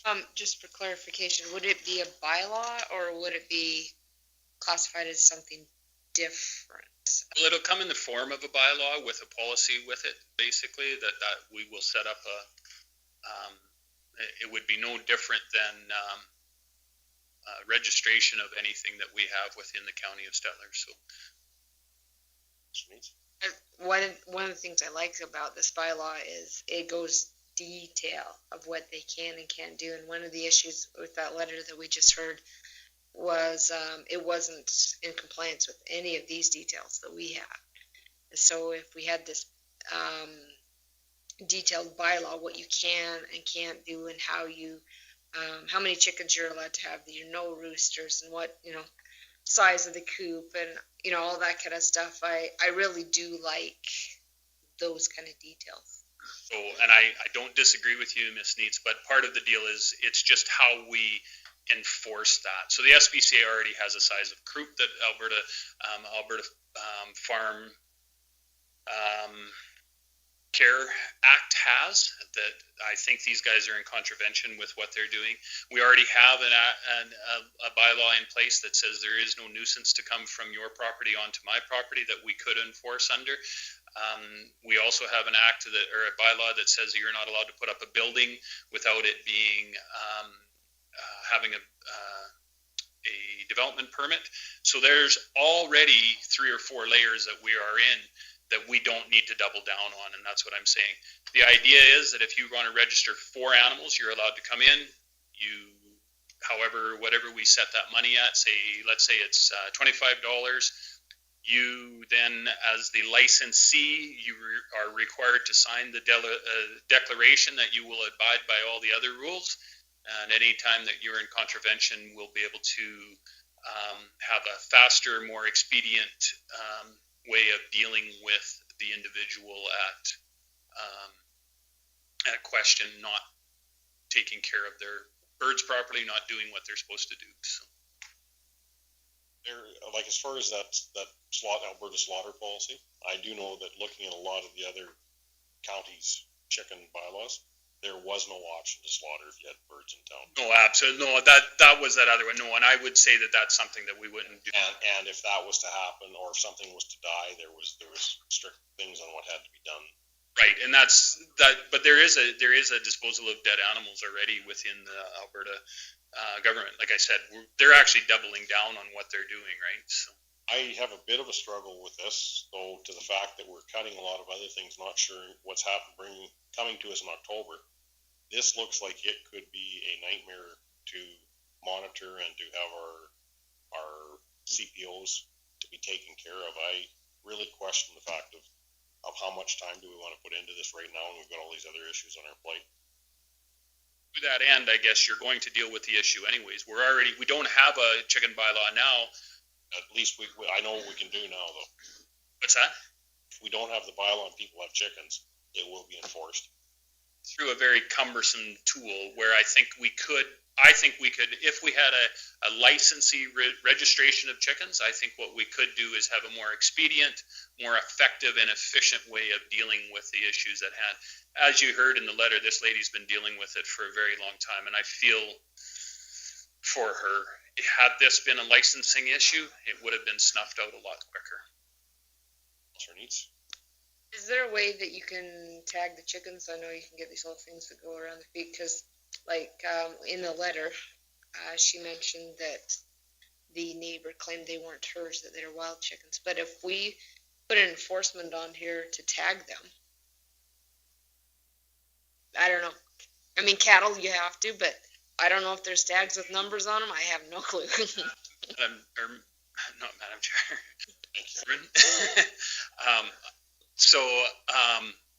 Yes, you can, absolutely. The issue, if we have 4 chickens and you are a registered owner of 4 chickens and I look over and you don't have 4 chickens and there's 2 chickens over here and 2 chickens in there, it's pretty simple. I can look on here, Mr. Chairman, you're supposed to have 4 chickens. What happened to the other 2? Did you dispose of them correctly? Or whatever the case may be. The people that have 4 chickens don't want to lose their chickens, trust me. Well, another thing too is the age of chickens. We don't have that in here. We could specify age of chickens. You can determine the age of a chicken. I will give you $1,000. They don't have teeth. There is no way, unless you know when they were hatched, there is no way of determining the age of a chicken. Maybe you say white feathers. I don't know. Councilor Grove. Yeah, so anyhow, our county constables, we're gonna have one, or we have 3, so I guess we could spare one, because it's gonna take one to police this thing, probably full time. And you want your county counselor or county constables out there when they should be keeping the roads safe and doing other stuff, mousing chickens to see how old they are, and then you're gonna have on the side of their thing, no male roosters in town, and this is, so then maybe the chicken police or how, so that they knew when they went there what was going on. I think it should be shot down, and I think we could come back with just something. I'm against having chickens in town anyhow, if they want to move the country.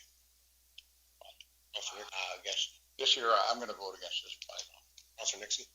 Well, Councilor Nyberg seems to be authority on chickens, so I'm just going to ask him to enlighten us on wild chickens. Well, I think they're called, they're a dove. They're a clover dove called a pigeon. The wild chickens. Okay. Other questions? We're coming into our delegation time. Councilor Stillberg? I would like to speak at it at some point, being I've got 2 hamlets in my ward, and the majority of those people don't want chickens in their towns. So, and for the various reasons listed, bringing predators in, if the coyotes come in or the foxes come in, and if they get foo-foo, that's not going to go down good. So the biggest thing I can see is they don't want it in any form. And like Councilor Grover has mentioned, like our protective services staff are going to be running at all these complaints because we know for a fact that some people think rules are for other people. We know before we start there's going to be problems. So I don't know if we want to get ourselves into that position, for more problems. I think we've got enough already in this county with major issues without inviting more. So I too am not going to support this one, but do we need one that makes it clear, very clear, that in urban settings chickens are not allowed? So I'm definitely not supporting the chicken bylaw of any sorts.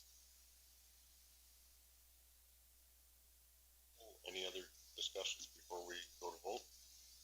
Councilor Gender? A chicken coop for 4 or 6 chickens, quite an expensive chicken. Like, I have no mind at all. I don't mind at all with us experimenting with it. And if you break the rule, there's no more chickens after that. I know we sent out the survey, and I know in my area, the majority of them, although it wasn't too many people who replied, the majority did want chickens, so.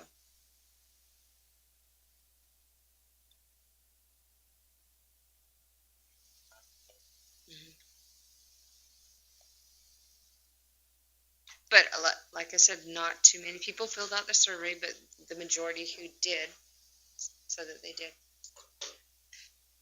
Okay, well, we have a motion for second reading on the table. All in favor? Opposed? Neats and Gender in favor? Rest opposed?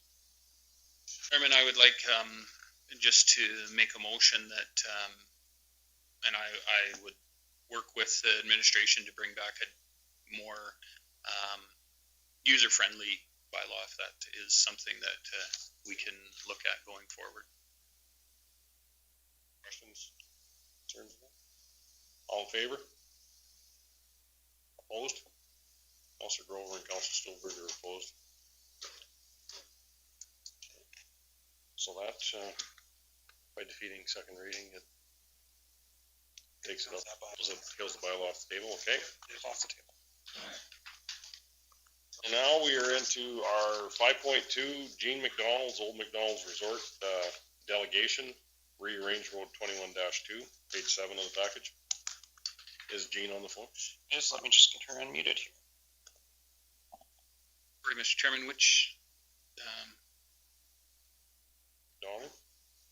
Page again, I'm sorry. It's page 7. Hello? Hello, Gene. Larry Clark. Hello there. Yes. So, Thank you for the are you ready? do we introduce or? You know what, we might as well go through one round of introductions on our end. And I think we've got all of our delegations lined up on the phone already, or at least one party from each. So. Larry Clark, the Reeve. Attorney Gender, Council. Needs Counselor. Nixon, Councillor. Wes Stuhlberg, Councillor.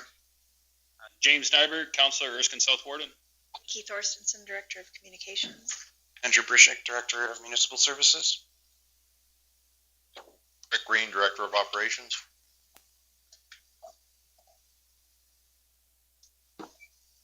Okay, Gene, yeah, you could go ahead with your presentation. There's 15 minutes and then there can be questions from council.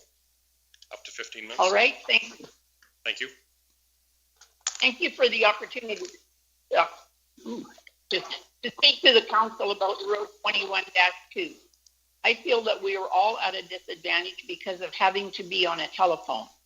A subject such as this that could mean the livelihood of our family business, which has been in operation in the county of Stettler for 35 years, should be discussed face to face. Our county councillor Cherie called me yesterday and told me that the council really does not know much about our business and our history. And she asked me to tell you what the Road 21-2 means to me. So here's the brief history of why this road is important to my family, my neighbors, and indeed a lot of Albertans. I was born and raised 4 miles from Buffalo Lake on 835, and I have lived at the end of 21-2 since 1964. Raised a family of 4 children, and partly because of the lake, we always had a house full of teenagers around. We farmed, raised livestock, and my husband worked away much of the time in the oil patch. In 1976, I went to the county with a plan to develop a subdivision on our property, and they approved my application. I did not hire a developer. I made a decision to learn and plan and develop the land in the way in which my family believed it should be for the future of the area. I studied, I worked with the county, with all of the government departments, other municipalities, Ducks Unlimited, road builders, construction personnel, ATCO, Indeed, everyone I had to in order to come up with the best plan for the triangle-shaped portion of the land we designated for Lakeshore residences, which is now known as Scenic Sands. 6 years later, in 1982, the road we built through the home quarter section was finished, and there were 92 Lakeshore lots for sale. You are all too young to remember those years, but the economy went down, and so no one could afford a summer home. We attempted to sell lots until 1987, when we were forced to have a farm sale and sell lots at the sale to meet our financial requirements. April 18, 1987, the day of the sale, we woke up to 6 inches of snow and still snowing. I need not say much more about that situation. In 1982, the very first weekend the Scenic Sands Road was open, we discovered a camper on the beach in front of the cottage lot. That gave me another goal. I decided that we had another piece of lakeshore property that would make a good campground, so back I went to the county again. Armed with my development permit to build a campground, I set out getting everyone possible to help with the chainsaw cutting of trees to make roads in the bush along Buffalo Lake and make stalls wherever we did not have to take out any trees. Then we started building picnic tables, fire pits, laying gravel, and building the kitchen building that is still our main building today. We worked with the County of Stettler every step of the way, attempting to convince many different councils that tourism really was a benefit to the county. This has never been an easy task. Actually, I have been told over the years by some councils that tourism only benefits the town of Stettler, that to the County of Stettler it is a detriment. Let me try to convince you differently. In 1985, we opened Old McDonald's Resort with 25 finished sites. We marketed Buffalo Lake aggressively for many years, even working with Travel Alberta going to trade shows. We attempted to get financing so we could better develop faster, but we were told by financial institutions that they did not believe we could get campers to pay to stay in our facility, as all of the municipal and government campsites in this province were either free or $3. So we carried on. My husband worked the oil patch, I looked after the cows and ran the campground along with the children, did what we could as we could.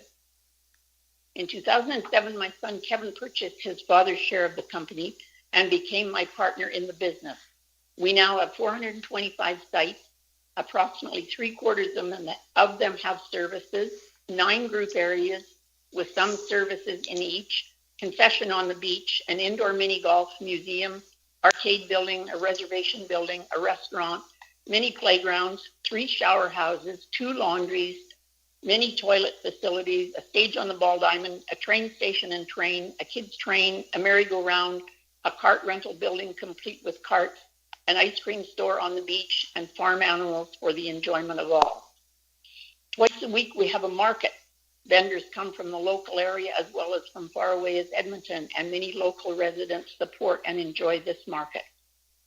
We have Ladybug Recycling on site. She picks up the bottles and cans twice a day, every day, and donates a portion of the proceeds to many local charities and saves an enormous amount of product going into the landfill site.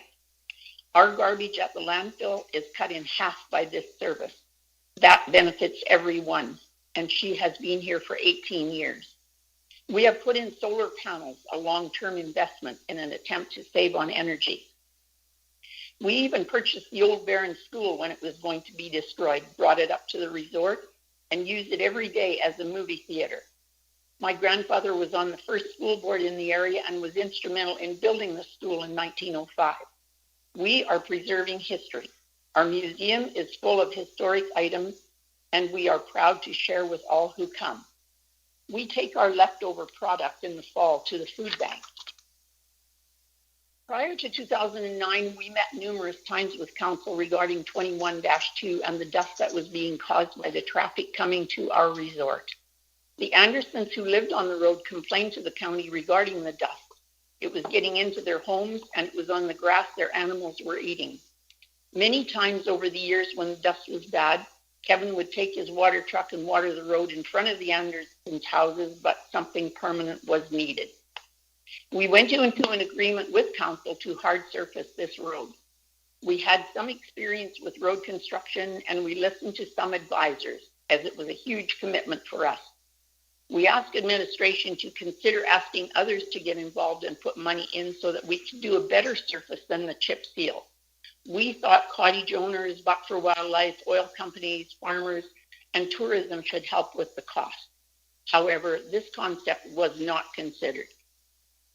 Tourism traffic is fairly light, but machinery and trucks are larger and heavier now than then. So at the time, we believed the road would last approximately 20 years. Therefore, we budgeted $10,000 a year to have a decent road. We accepted that and built our budget around those thoughts. At this point, we are wondering, are there any other businesses in the county of Stettler that pay to build roads to their businesses, as well as paying taxes? We have not questioned this fact until now. We have been in the tourism business and working with the public for 35 years and have built up a very good reputation, one that the county should be proud of.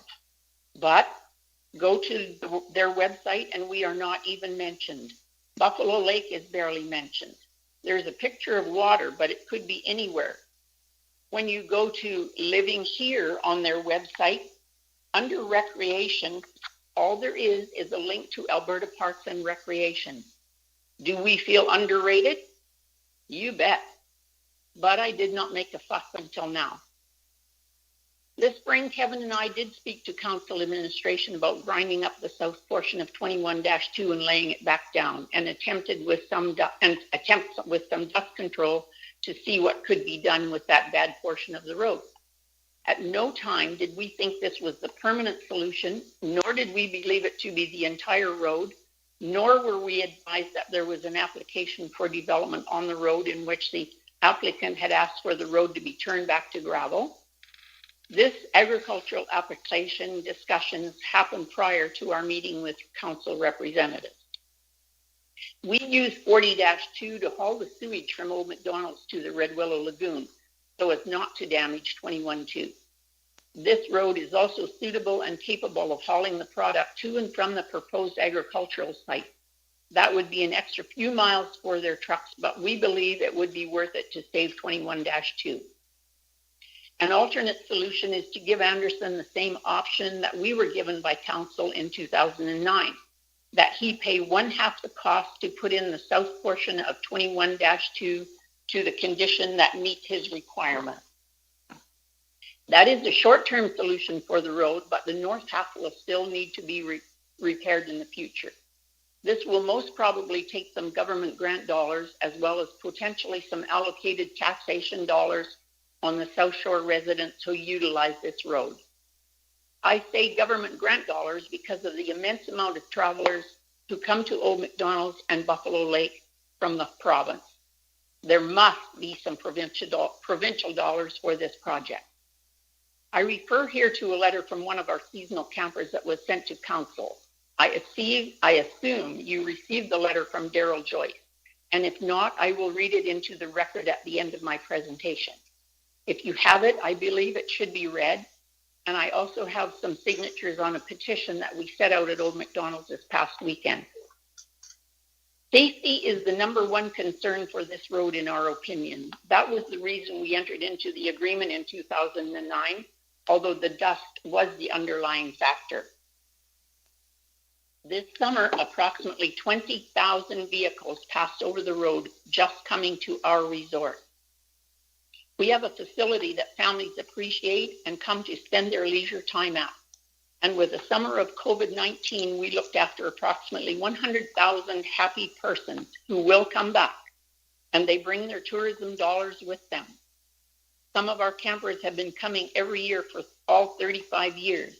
They visit the area, they bring their friends and families, they eat in restaurants in Stettler and county where county kids work, they go on the train, they enjoy our history.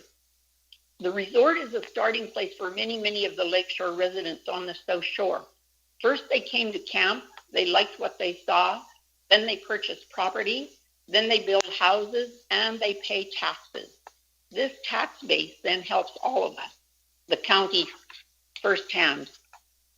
Old McDonald's gives back to the community and area by the staff we hire, by shopping locally, by paying serious taxes, by supporting community events, by promoting the area, and the town and county of Stettler both benefit by our business being where it is. Over the years, we have given hundreds of local area kids their first job. Many of them have gone on to be great business and professional people. This year, we have 60 employees who depend on the work we have for them. It has been a tough one, but we and our staff got through with no one getting COVID, and that statistic makes us all very, very proud. We are probably the second highest employer in the county of Stettler, next to the county. We would like to be included in any long-term plans about 21-2, not getting surprised like we did this summer when we read about what was happening to it. This was very disheartening, and we felt very badly about it. We have been through many good times and bad times, and we come back smiling and ready for the next challenge. This is one challenge we did not count on, but we will take it as it comes. Our biggest problem is that many trailer owners will not travel on gravel roads. This concludes my presentation on what the road means to myself, my family, my community, my area, and all of the campers who found out about the possibility of the road being turned back to gravel. Thank you, and now my son Kevin would like to add a few words. Do I have any time left? Yeah, you've got a little time, Kevin. Okay, I only need a couple of minutes. I'm a fly by the seat of my pants kind of a guy. Mom's a little more prepared than I am. But my thought, I spent some time this summer and looked pretty closely at that road from our gate to Jordy's south driveway, which is where the really bad road starts. There really is absolutely nothing wrong with that road. It's got good cement under it. I know Dale, the cement company that Dale's working with, said the cement was failing. I would have an argument with that. A little TLC on that road, and it will be as good as new for quite a while, in my opinion. The other obvious one to me, and I'm not exactly sure why none of the county councilors caught that, that quarter section that Dale wants to put the stuff on is directly connected to 40-2. It's just a couple of 100 yards further through the field. So it doesn't make any sense to me why those trucks are hauling that stuff from the mountains. It's a 10-hour round trip, approximately, I would guesstimate. I've been a trucker for a while. An extra 10 minutes is going to be the breaking point of that. I don't think so. And the only other thing I want to say is you guys have all got kids or had kids or got grandkids. I know some of you guys. I've known some of you for a long time. I don't know some of you really all that well. We've just met in the last couple of years. But everything we do out here is for the kids. Mom figured that one out 35 years ago. Kids are happy. Everybody's happy. We're just trying our dangest out here to give families somewhere to go and have a nice, enjoyable summer vacation. That's all I want to say. Thanks, Kevin and Jean. Yeah, we did receive that other letter, so all of council has read it, and I could include that in part of our minutes, Andrew. Could we? Yeah, we could attach it to the minutes. Other people can see it. Any questions for the McDonald's from council? Councilor Nixon? Comments, Nixon here, Jean and Kevin. Yeah, no, and we do value your business as valued partners for the county of Stettler, and we know you've gone above and beyond in the past. I guess the decision to rebuild the road was because the road needed rebuilt, the first mile of it for sure, and from 601 north. And I don't know if you've been keeping up with things that have been going on in the county or not, but our budgets have been taking a severe beating over the past few years with, downturn in the oil economy and unpaid taxes and things like that. So, number one, pavement was pretty much out of the question. It's $1 million a mile for pavement, approximately, and so that's why we had decided to go to gravel. But I guess what I want to say is that the road that I live on to the landfill was done about the same time as your road, and with soil cement and chip seal. And that was rebuilt this year and put back to gravel with a oil coat on it. And I would certainly invite you to come over and have a look at it. It's a dust-free and all-weather road, and would certainly be a road that people could pull their campers over, and in fact do pull their campers over, especially this time of year with hunters and whatnot. But before you discount gravel altogether, I would certainly ask that you come and have a look at that road. Yeah. Okay. Counselor Nyberg? Gene, Kevin, how's it going? Gene and Kevin, I just want to apologize a little bit too. I didn't recognize that we didn't have you guys on our website. Typically we do that as a link, and it's done as a request from the vendor. So I'm going to take that as a request, and I'll definitely lead that up and follow that up to make sure that we get you guys somehow as a link on our website and promote you, because I do know, and Kevin, I've always said this, and Gene, we do appreciate you guys. You're a huge asset within the county of Stettler, and you go anywhere in this province, people know Old McDonald's. So, take that hopefully for what it's worth. And like I said, I apologize, but we will get that rectified for you. Thanks, buddy. Mr. Gender? Hello, Gene and Kevin, it's Ernie Gender here.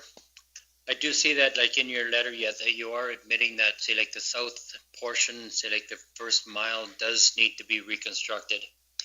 And that is a point that we were trying to make with the first motion that we had made this spring, that we do have to recognize that a portion of it, I guess we may have overextended ourselves, saying, okay, the whole thing. I had my reason why, because like whenever you tie pavement into or oil surface into graveling, you've always got potholes. And on some major ones, I have seen of where they pound out extremely well, so it is a lot more, I'll say, work on behalf of the county. But with that behind us, but being that you recognize, say, like the south half, I believe that there was also inconsistent construction methods used on that road that could have pounded out on it. I believe that we should be rebuilding that first section to at least so that the first, I'll say the Andersons can benefit from 100% loads on most of the year, other than say like with band, which would be in the springtime. That would be my objective in there, so that we do not landlock a business, even though it's like it's with farming, that it restricts them from hauling the loads. That is my perception of it. Thank you very much. Mr. Needs? Can you hear me? Yeah. Thank you. Thank you for coming and doing your presentation. I think I will wait till once everyone does their presentations, and then I have some questions for some of our staff. I know I told you when you called me about that decision, we were discussing the base of the road and how it was deteriorating underneath, and that was one of the reasons why we brought that forward to council. But I have been driving that road this summer, and seeing how it's holding up and stuff. So I'll wait till the end of all the presentations to ask questions and make some more comments. Thank you. Councilor Stolberg? Good afternoon, Gene and Kevin. Les Stolberg here. I'm too one of the ones that do appreciate the business you do in this county, and but I was just wondering a question. I think you stated when you put down the the oil surface 11 years ago that you had estimated a 20-year life. But at that time, did you think you were going to get 20,000 vehicles and 100,000 people a year on it? And No. no, okay. Yeah, that's a positive thing though. And you know, as council, I'm willing to relook it, and I can see maybe there is more life left in the north portion for some years, but I don't know if it's not probably going to go 9 like you had hoped, but it's all worth looking at, and we definitely want this to work for everyone. I mean, we got tourism, and we got lake subdivisions, and we got agriculture and everything using that road. So we're trying to get it to work for everyone. I was just gonna ask, I hope everyone stays on, because I know we have this separated to 3 different delegations, but it's all about the same topic. So Andrew, are we gonna have everyone stay on so that we can have a wider discussion at the end? Well, and anybody who's requested, certainly inform them they can stay on the line as long or as little as they want. The way that delegations call in is the same way that anyone can call in just to listen to the meeting. So they'll be available, or they are able to be available if they wish. Any other questions, council? So we don't have to ask to stay on then, it'll automatically stay on? Betcha, you'll just hear Okay. that it'll say you're muted in a nice British voice, and that's it. If I could just add one more thing, I wouldn't be scared of 100% load. The road from the campsite to my Texas gate, I can count the potholes on that road on one hand. Garvin and Bob have been hauling grain on that road. And the rest of the road down to Geordie's south gate, I wouldn't be scared of 100% loads on that section of the road. I've looked at it with my own eyes up close. It's from Geordie's gate to the 601 that's really bad, and I think that portion has been the softer portion for the last several decades. I think it's the base under that road. I don't think there's much we can do about that, but that's kind of my perspective. It's that road for the most part, 95, 96, 97% of that road is in really, really, really good shape, and I wouldn't be scared of 100% loads on it. But there is a gravel road on the north side of that quarter section that they use. Mr. Grover? I guess I better weigh in on this. So I was up there this spring and had a look at it. Then somebody went and patched some of the holes in the north there, and there was, as far as I could see, and it was this spring. That's why I had the opinion that I have. Basically, from Dale's Gate north there's no reason to rip that up. And I was up there yesterday because I like to have an informed opinion and look at stuff before I make a decision and before I vote. And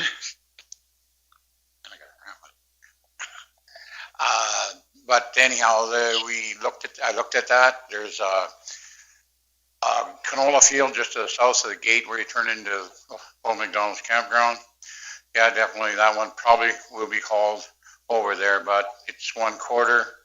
The rest of that is a conservatory, and they put hay up on it.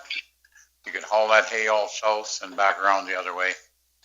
They broke some conservatory land. I don't know how that works, but anyhow, there's a field of oats down there. Those oats are closer to that 601 than they are bringing. I don't know why you would haul that all the way back around, because it'd be another 2 miles farther if I was combining out of there. And the rest of the Anderson land goes over to 2 double approaches, and the one's right across the road from his house where they store the grain. So yeah, probably from that Anderson approach north around there, I don't see any sense to tear that up, and I think you probably leave the 75% ban on it. That's my input into it that I had a look at. Thank you. Thank you. We should be closing up this delegation now. It's 2:00. We should have our third delegation, but second for this on the line.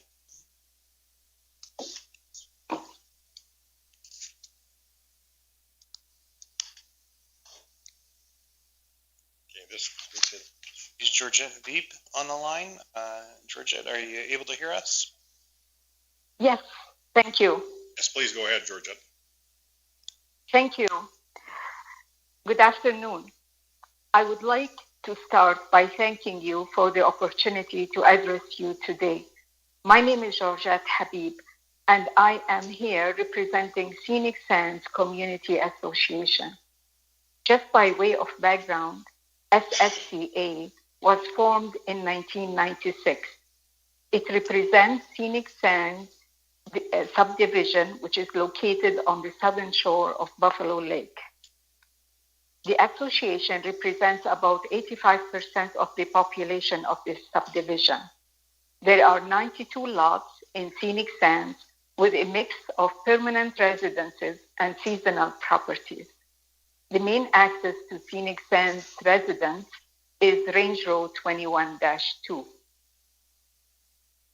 We respectfully urge you to rescind your decision to rip up and revert to gravel, Range Road 21-2. We believe we are directly and adversely affected by that decision. Safety is our number one concern. The road is heavily utilized by residents and by trucks pulling RVs heading to and from the McDonald's campground.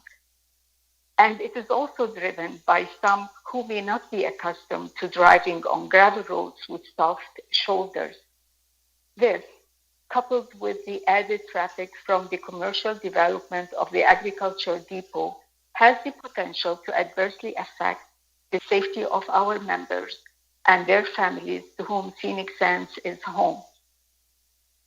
Another significant concern to us is the dust generated from truck traffic and recreational vehicles if the road is converted to gravel. We wonder and greatly doubt whether the decision to convert to gravel would have been made if not for the application to develop the agricultural supply depot. It appears that this decision is being made in support of one agricultural business valued at $10,000 as indicated in its application to the county, while ignoring the voice and interest of many who make up a significant portion of the county's tax base. The county had invested capital in the chip seal surface, sharing the burden equally with the McDonald resort. We submit that ripping the surface out and converting it to gravel without careful consideration to alternatives would amount to pure waste of our tax dollars that contributed to the road in the first place. Needless to say, that would be unfair and unreasonable to a commercial entity that invested equally only for the road to be reverted back to its original state. In our opinion, reverting to gravel is a backward move. We instead would like to see improvements and move us forward, enhancing conditions for residents and improving on the desirability of living in our community. We understand that Range Road 21-2 is in need of maintenance and repair. Over the years, we have not seen much effort put into maintenance and repair. Deterioration is concentrated more on the south mile. In other words, the deterioration is not equally occurring everywhere. The north mile has withstood reasonably well. We know the county's own cost data for ripping the 2 mile surface amounting to about $54,000, and the gravel cost for the 2 miles $60,000. In addition to that would be the regular grader maintenance throughout the year. Had the county applied these dollars towards upgrading and fixing Range Road 21-2, how much more life could we get out of it? The need is more concentrated in the south mile, which is severely damaged. This may not resolve the 75% restriction, but would improve road safety. If no ban is the answer for the agricultural depot, then it is right and just for the owner of the proposed facility to contribute towards repair and road improvement to support the requirement for the heavy agricultural traffic in the South Mine. Alternatively, trucks may access the processing site from the north side on Township Road 40-2, where there is no restriction. We heard that the change to gravel could be the first step until the county figures out what to do with the road in the future. We do not know the accuracy of such assertion. If true, it appears to be an expensive first step that eliminates rather than adds to future options. We urge the county not to undertake a piecemeal approach, but to be transparent and have a complete plan that is certain and residents can evaluate and hopefully have input. We want to work with the county on mutually desirable objectives. We respectfully ask the county to consider our interests and our views when determining the status and the condition of access to our homes. One last comment I would like to leave you with. In today's time of great austerity and constraint in public budgets, the county is wise to look into promoting living and attracting businesses here. Buffalo Lake is a wonderful resource with great economic potential to attract more residents who will build and spend money in the community. There is benefit to be had in terms of tourism and money spent for increasing amenities in the county. It is actually quite shocking that the county's own website does not feature the lake as an attraction as to why people want to live and set up businesses here. We ask that you consider that a lack of focus on the lake is a missed opportunity for both business and resident attraction. Thank you again for the opportunity to be heard. Thank you, Georgette. Is there any questions from council? Councilor Nyberg? Jed, thank you for your presentation. It's James Nyberg here. In your presentation, you just mentioned how going to gravel eliminated future options, and I'm not sure how that fits in. Could you explain a little bit? I mean, our plans were, from I'd garnered, was that we needed to do something. We need to do something, and that was we're going to have to turn it back to a base anyways, gravel, if we even put, even if we went with a full mill deal and went with 4 inches of pavement, it would be turned back to gravel before, but I'm not sure. Could you explain to me how going to gravel eliminates our future options? While certainly we're not technical people here in terms of road construction, we just wanted to point out to the county that whatever option that you choose, that it doesn't block your ability and your potential for other alternatives. So turning it to gravel and say, okay, we do that for now, and then until such an opportunity happens, would that have restricted you from other options? That's all what we are trying to say, is that to have a much more wider net of options available to you before you make the decision on the gravel right away. Fair enough. Thank you. Councilor Nixon? Yes, thank you for your presentation. But I don't know whether you were on the phone or not when I made the invitation to McDonald's to come and have a look at the road. It would be 41-0 west of 56 for the mile over to the landfill, which was just reclaimed from the similar as the McDonald Road, soil cement and chip seal. It's an excellent road with no dust, and it's an all-weather road.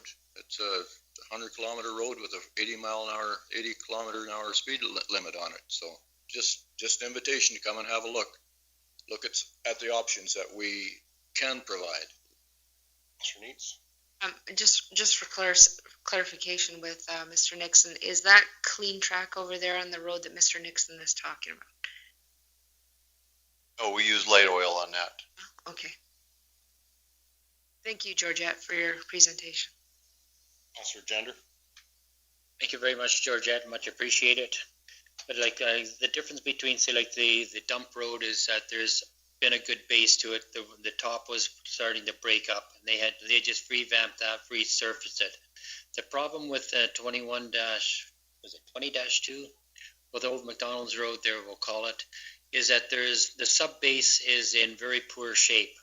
So in order to fix that, we have to open it up, place some good underlay into it, and that's where our public works has been working over the last year or two on restabilizing a lot of our own roads, and it has been a process that has been working very well. So this is the first step that we have to do with this road, is to make sure that the substructure is going to be compatible so that we can put a surface later on. So that is the first step only. So in time, whether we decide to do dust abatement and then go and say like in cahoots with neighbors down there, or how we're going to fund it, that is going to be a budgetary item that we are going to be facing very much here in the next year because of the budget restraints that we are now into. Thank you very much. Thank you, Councillor. Any other questions? Do we have our 230 delegate? Yes, if there's no other questions, we'll proceed to our 230 delegate if they're on the line.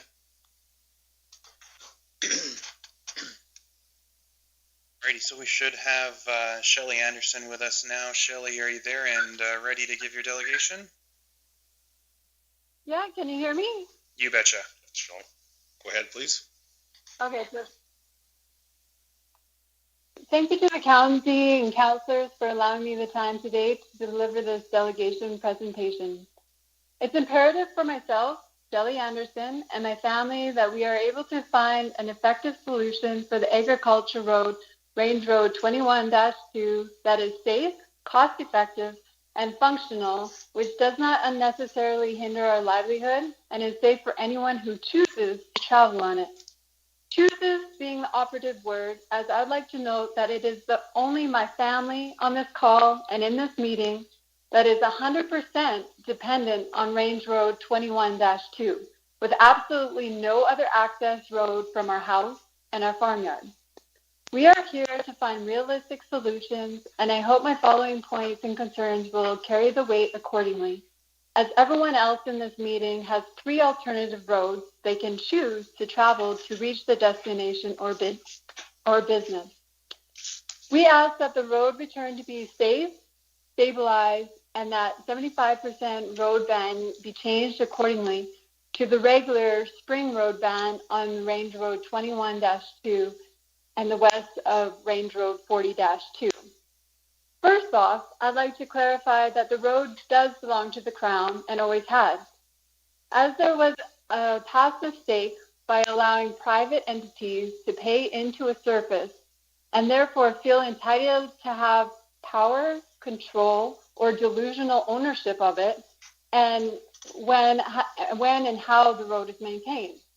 An easy and cost-effective solution to this issue that was created 11 years ago would be to return the road to a stable, safe, dust-controlled road with a proper road use agreement with Old McDonald's Resort. The chip seal that was applied to Range Road 21-2 has been noted several times to have an average lifespan of approximately 5 years. And it's been 11 years, so I feel that everyone would agree that it was very well optimized for what it was, and that we're ready to move on and find a safe solution for the present moment. Rick Green has confirmed that the road is unstable and needs to be dealt with now.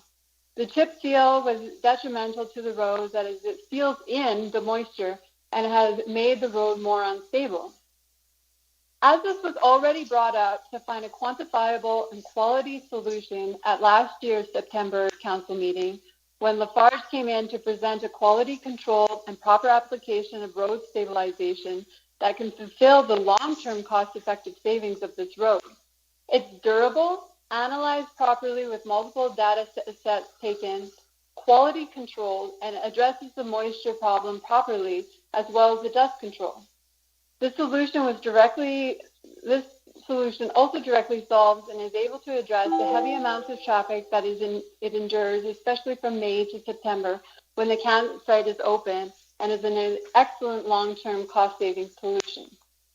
Currently, the material that makes up the actual road north of our approach is superior to what was used to build the road to the south. There are natural springs that also flow under the road to the south of our approach, which has significantly deteriorated the road, as the varying moisture levels of this road was not taken into consideration when it was laid down. We have had core samples taken, and it was confirmed that there was insufficient and in some cases no road cement used to stabilize the road properly. So contrary to Old MacDonald's petition and fabricated belief that the different breakdown of Range Road 21-2 from our approach north and south has to do with the variant of materials that the road, the moisture levels, and absolutely not the use of farming equipment and hauling grain and hay, as we equally use both parts of Range Road 21-2. I'd also like to note that the delusional idea of McDonald's that the chip seal would last 20, 30 years with light traffic is a fantasy, as this road is completely destabilized and unsafe right now, and the only way that we are going to have the grace of light traffic is if they close down their campsite permanently. Having people not driving the speed limit, dodging the massive potholes, and driving in the middle of the road, passing vehicles that are driving the speed limit, going up the hills, and unable to see oncoming traffic, as Councillor Sherry Neitz can witness from her experience on this road, is completely unsafe. As outlined in the charts given and calculations that the overload trailers that travel this road have a much higher rate of causing quicker damage to the road than any of our farming equipment and trucks. It's simple math calculations and understanding of pressure per square inch, and the tire size of larger trucks are larger, which distribute the weight equally as much as a vehicle with smaller tire surface. By limiting our farming operation to a 75% all year long road ban, you are not only discriminating, but doubling the cost of our farm's trucking expenses, as that means that we can only transport loads at 50%, and is causing an extremely unsafe working environment for my parents, as with unloading grain carts and etc. It's equal to putting in restrictions and enforcing Old MacDonald's Resort to operate their campsite at 50% capacity to save the road, so we could have half the amount of overloaded trailers and heavy traffic from them to preserve the road and our safety. So I have to ask council, why hasn't that been enforced? Why are they allowed to keep expanding their operations while neglecting the negative and costly effects it's causing our county to our road maintenance? I would like to reiterate that Range Road 21-2 was created and is zoned as an agricultural road. So falsely blaming and accusing our family of damaging certain parts of the road that is zoned for the purpose of agriculture, as it has always been since my great-grandparents built the original road, is disrespectful and absurd. As seen on the highlighted map provided, we only have access out to our land, both of the south and north on Range Road 21-2. There is no other option. As shown in the photos provided, this year-long road ban is putting my parents' lives in danger and is extremely unsafe, as they have had to find ways to work around this unnecessary issue. There is no intelligent reason why this stress and danger has to be placed on my parents. We have homesteaded and farmed this land for almost 120 years, and this is absolutely ridiculous to see. Anyone in the farming community understands the absurdity and the detrimental effects that have created and that affects our own health, livelihood, and operation expenses of the farm. As seen in photo number 6 of the overcrowded Old MacDonald's campsite, it was irresponsible, nonsensical, and selfish to continually expand their campsite with only the short-sighted goal of profit, without calculating the detrimental effects of those families that grow up and farm this area for over 100 years. It was illogical reasoning to cram thousands of people into their campground, copious amounts of delivery and supply trucks, and thousands of vehicles and trailers going by our house every week without acknowledging and taking responsibility for the negative impact it has had on our safety and health. This county was built on agriculture and will remain the lifeblood of this community.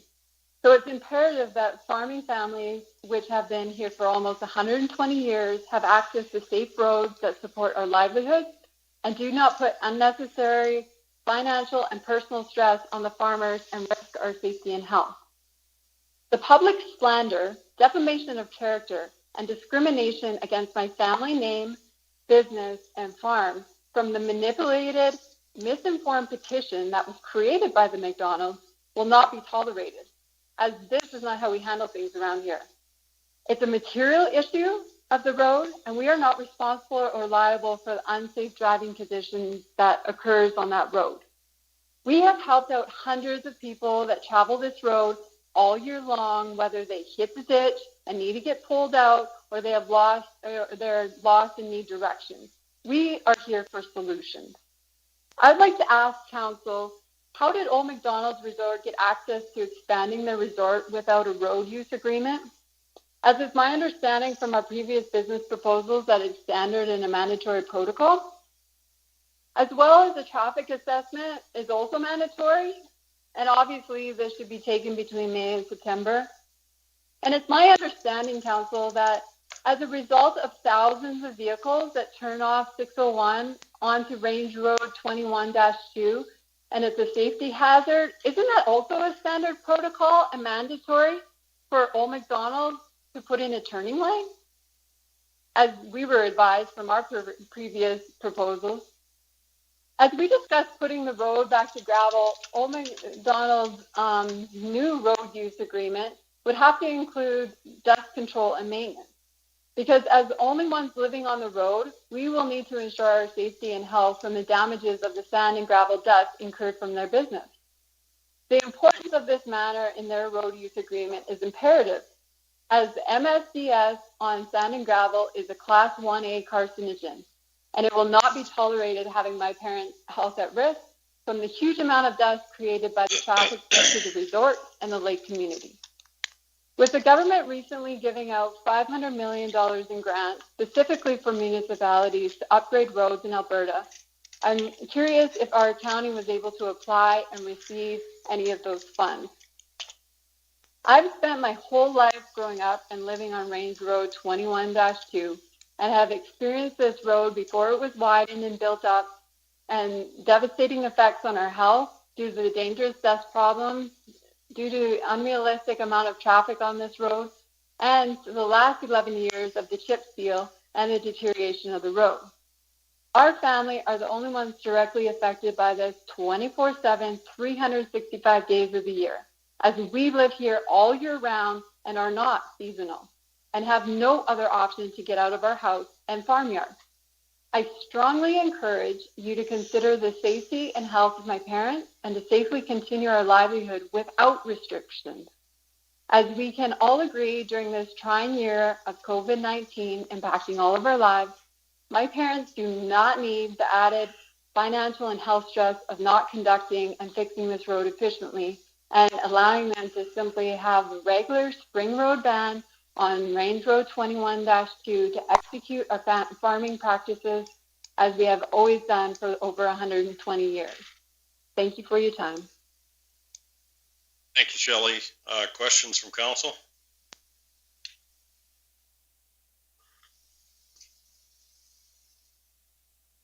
Go ahead. No, I'm not seeing any, Shelley, right now. Presentation. Presentation, yes.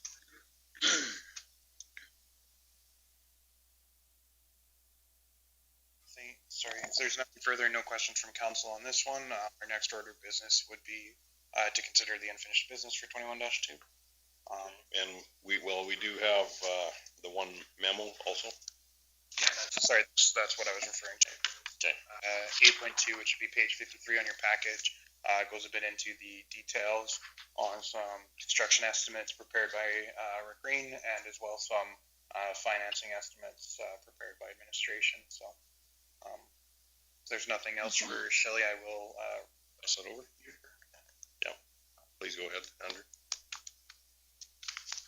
Okay. So as Andrew has indicated, we will go to memo, Range Road 21-2, page 53 of the package.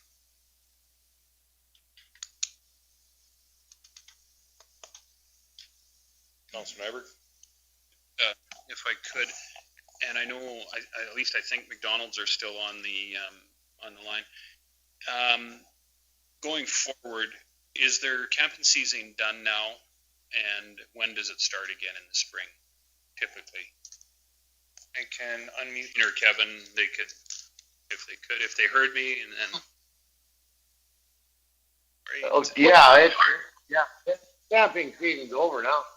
There's basically maybe gonna be a couple of dozen trailers on that road from now till May.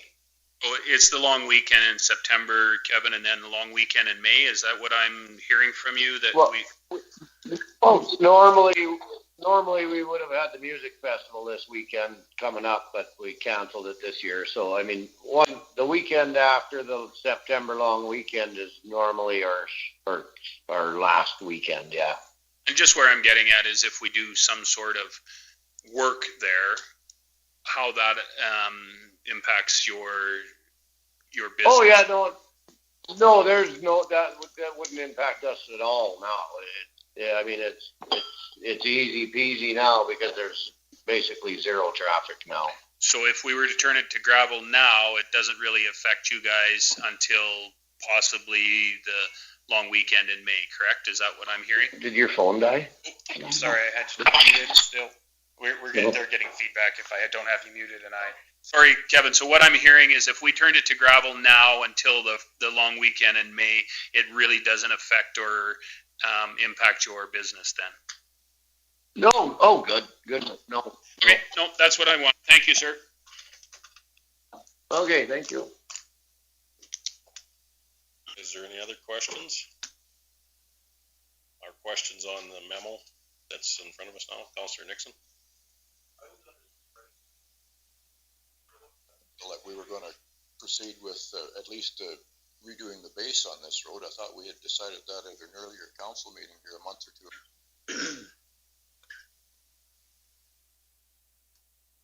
Councilor Nixon, water in front of it. Council Neitz. Yeah, in was it July? When we we had decided to turn it back to gravel, but having many conversations and phone calls, and then I was driving up and down that road this summer. It seems to be in pretty good shape for now, and understanding the economics or financial situations that we're in right now, I think that road might be able, I mean, I'm not an expert, but it might be able to hold up for a little bit longer if we maybe fix the south end of that road. When you drive up and down it, it's pretty good right now. The south end of that road has a few potholes, but it's only on that hill, and then when you first turn off, because I know Rick worked on it last year too and fixed some spots. And so I think we need to make a long-term plan, sit down with our communities, sit down with Old McDonald's, sit down with Anderson's, and our subdivisions that are using this road, because it's not just the Old McDonald's traffic that's using this.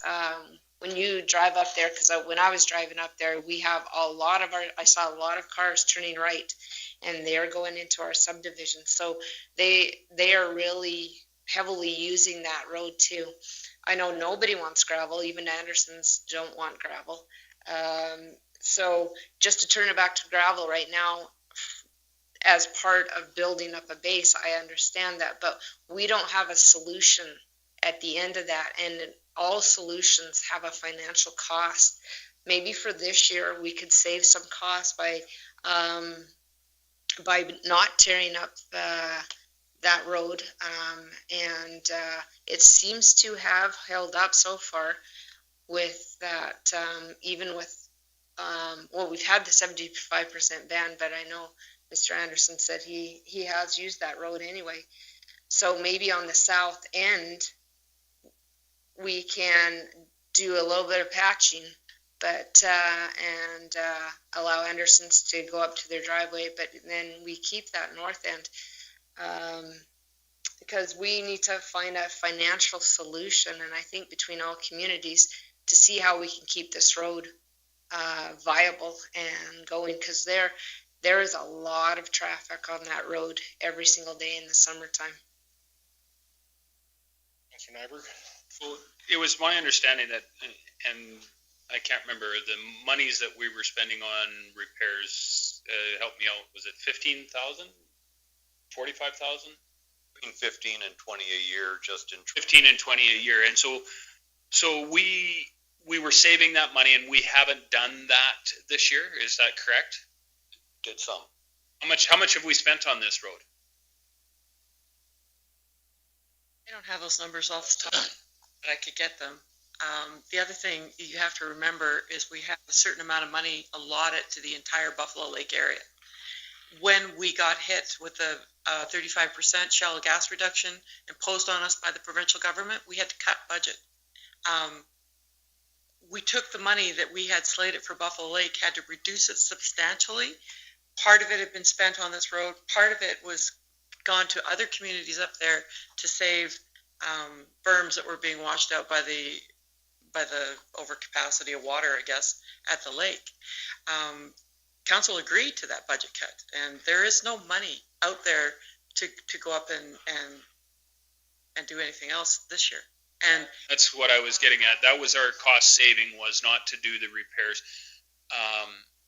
And I'm with you. The south side of this road is, I mean, I know it's not politically correct, but it's the shits. It is in crappy shape. The shoulders are pulling off in a big bad way, and I'm not willing to put any more money into the south side of this. Miss Neitz, I wholly disagree with putting any money. I mean, that's like taking your, and I will use it, your chicken coop and adding some old shingles to it and some tar. It's not going to fix the problem. It needs a whole new roof. This needs a whole new road. And part of that decision that we made was to tear up the south portion. And we had talked about the whole road at the original decision, and after some consultation, and I think Mr. Mr. McDonald, I always refer to him as Coach, not Kevin, but he said that, you know, the north side is, and I went and had a look at it. I think that's usable for the time being. That south side, no, it's not. At some point, we have to tear it up. And at some point, there's going to be gravel for a period of time. Now, what that entails, if it's over the summer, over the winter, I would think most people would probably be better off with having it gravel during the winter, and then having us prepare something to put forward come spring. I'm not in favor of not turning this to gravel, taking the road band off of it, because I think it benefits everybody going forward. We're at that situation right now where, unfortunately, we have a number of members in the community that are at odds of what should happen.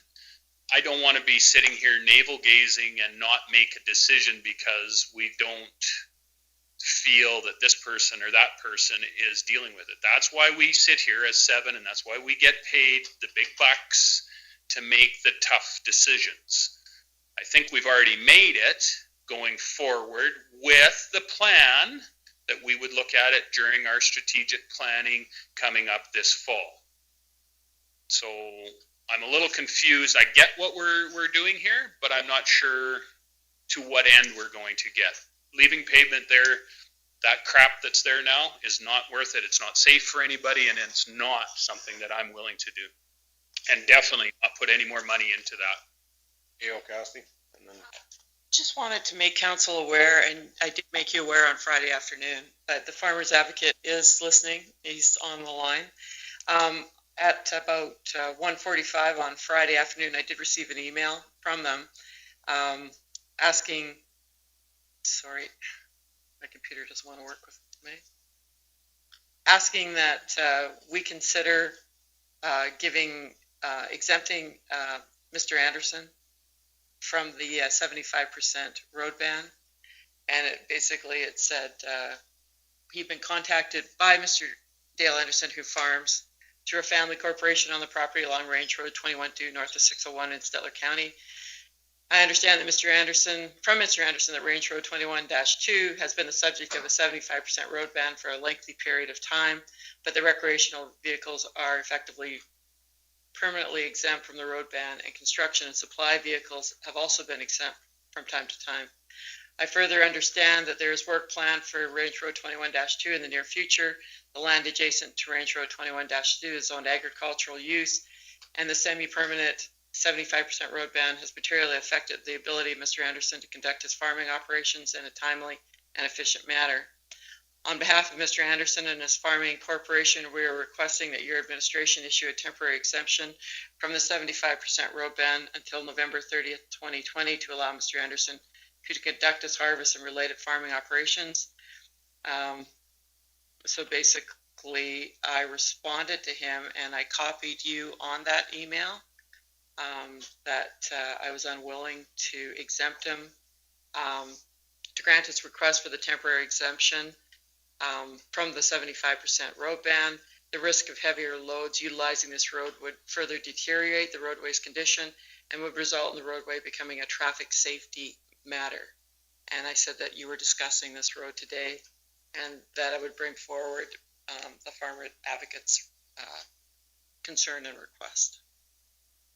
Thank you, CAO Cassidy. I've got Councillor Gender and Neitz and then Stilber. Yes, my concern is, like, sooner or later, we are going to have to repair this road. So whether we find the money this fall, whether we're going to find it next spring, if we do it next spring, we're going to be into the camping season again. I find we've got an opportunity this fall to start ripping it up, open it up, turn it back to gravel so that Mr. Anderson can at least get his 100% loads out and work with the county on a non-banned road so that unless it's going to be in the springtime. But I'll have to revert back to our administration or our public works on whether we can find the money allocated so we can do it this fall. But it is either going to be this fall or next spring in next year's budget. And next year's budget isn't going to be tighter than this year. Thank you. Councillor Neitz. Now, I know you said the north side of the road is fine, but our motion was for the whole 2 miles. I want to know what our long-term plan is. So we're talking about ripping it up right now. I think it was Rick quoted us $18,000 to rip it up, put the gravel on. Am I correct? I don't have those numbers in front of me right now. Sounds way low. I think we're up in the 2 miles. I think we're in the $60,000 range for oiling. But just to rip up and put gravel on. On the screen there now. Well, the cost of gravel itself, probably, yeah. Gravel application. That was just the gravel application. Okay. So if we go down that path of ripping it up, putting it into gravel, no one's still happy, and we haven't made a plan for what we're doing next spring. So I want to know what our plan is, and because I can't go down that path of saying we can rip it up right now if we have no plan for next spring, if we're not going to put oil on it, or because financially everything has a cost. And right now the north end of the road is good. Well, I think we all agree that the south end is not good. So I need to know what council thinks we're going to do, because everything, like we said, everything has a cost. And so if we rip it up, put it into gravel, no one's happy. For everyone, they think that's a digression for us to go back that way if we just leave it gravel and there's no kind of dust control put on top of that. Councillor Stolberg. Well, in light of these tougher economic times where our budgets are strapped, I was just wondering perhaps if we should reconsider trying to get a few more years life out of the north portion and then rip the south portion up to get it stabilized, and it would need a dust control too, but it's only a shorter distance, and then that way we could have a 75% road ban in the spring, and then they would have an opportunity to get out on the south end of it if it was gravel with some kind of a dust control on it. Councillor Nixon. Yes, that's basically my feelings as well, and I think that to deny a farmer who's been there forever, before McDonald's Road, it was called Anderson's Road. my dad thrashed up there for Mr. Anderson, who would be Shelley's great grandpa in 1945. So, I mean, Anderson's been there a long time, and just to deny a person at harvest time especially, and I would wanted it limited to, the grain that he hauls off there, but I don't think it's right. Basically, it's a farming, an agricultural county based on agriculture. I don't think we should be denying him 100% loads to haul off there. The road's in bad shape anyway. It's not going to hurt that much, and I do agree that we could do the south mile and at least get started on it. So that would sort of give us a break in our finances over a period of years. Maybe the north side, maybe the north end will last for a few years yet, but that's my feeling. Councilor Grover. Yep, I have to make a decision on this, and I'm not going to hilly-nilly around. Yeah, rip up the south from Dale's Gate in the south, put it back to 100% for now, because once you rip it to gravel, it doesn't matter. The north of there, leave the 75% on. Right across from where you turn into Old McDonald's, that quarter there is in canola. One field, that's all you got to haul out of there on a band road. Not a big, it's an inconvenience, not a big problem. The rest is hay over there. About 90% of that hay could all go south. You got another quarter over there that has oats on it, but I don't know why you would want to haul up that back trail when you can go half a mile south and hit 601 and haul around on a good road. And if we take the band off south of his place, should be all good. That's my opinion on it. I'd like to see the band stay from Dale Anderson's gate north, and because that way we can get a little bit more time out of it. Rip up from his gate south. And all the land on be on the west side of the road across from that road, all can come, that grain could all come out, I would think, come onto that road and right into his yard. There's approach right across the road. So that's my 2 bits. Thank you. Councilor Gender. This budget, I'll ask administration, like in order to rip up and rebuild that first mile of road, what would the cost be approximately? Yeah, and that's basically just material cost, cash out of hand. I mean, it's gonna, we got a crew up there to do it, and fuel in the machines, and pay the bodies to do it and everything as well. Was that based on 2 miles? Those numbers were based on 2 miles, the ones you see up there, I believe. $20,000 would repair the first mile then. Are we going first mile, or are we going mile and a half? I think it's a mile and a half. There was a little bit of miscalculation. I think it's a mile and a half. Mr. Gender, I think, is when Mr. Nixon said it was a mile, but it is a mile and a half, and that north section is about a half a mile there. 3/4 of that, so $30,000. Would administration have it in the budget to do that this fall, and do we have the time to do it?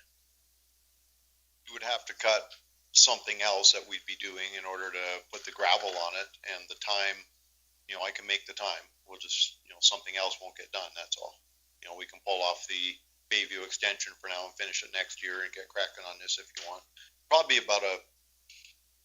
week's work. We got to pull gravel trucks in there to, off the gravel program as well to get some material in there. So, it's getting a little late in the year to take these chances, but I did plan on hitting that road after Labor Day because I didn't want to interfere with the camping season, so I had left it. Councilor Neitz and then Councilor Grover. Yep, Councilor Grover go first. I'm just looking up the count. Okay. Well, if it's a big burden, then leave it and take the band off and let him haul on it. If we have it for that first mile, then he gets his crop off. Right to his gate lane, wherever it was, I never counted. I would think that gate is right at his. Yeah, there is some broke there, but no, it's right at his gate there. Yeah, right there. You haul right across, put it in there. Mr. Chairman, I think council, with all due respect for us, we have to give some direction to administration, because I think what we're doing is we're talking a lot here. What we have right now for administration to do is to tear up 2 miles and turn it back to gravel. That's what they have their instructions to do right now. And for us to waiver or change that, we need to give them clear direction. So I think it behooves us to give clear direction in this. And I think that should be the next step forward. Councilor Neitz? Why I had Mr. Grover go first was I was just looking up the county map to see how far up that road it was to Mr. Anderson's driveway. It looks like to me on here it's just the 1 mile. And so I was the one who made the motion before because I wanted the road ripped up and the road fixed, but I wanted a solution of some kind of dust control after that because I knew we could not, with the amount of traffic on there, it couldn't handle all that dust on there. So I can rescind my motion from last time No, you can't. because I made it. It's already been passed. You can't rescind. Move to rescind them. To rescind. Better off just making a new motion. Or I didn't have to rescind that first. You should move to rescind. Okay. Yeah, absolutely. If that can only be made by somebody who is on the winning side of the motion, so that'd be Nyberg, Stillberg, Nixon, Neitz, or Gender. So I will move to rescind that first. Questions, discussions? Take it to a vote then. And that motion, just for the record and to make it a little clearer, it was resolution 198.06.10.20, and that motion that was made by Councillor Neitz in June was that the County of Stettler Council approve a project to wrap up and return to a gravel surface 2 miles of Range Road 21-2. So the motion on the table is to rescind that motion. Questions? All in favor? Carried.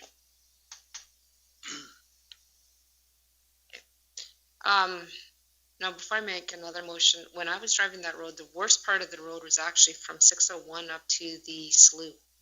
After that, going up the hill, it didn't seem to be quite as bad. Now, I know Rick, you're the engineer who inspects that road.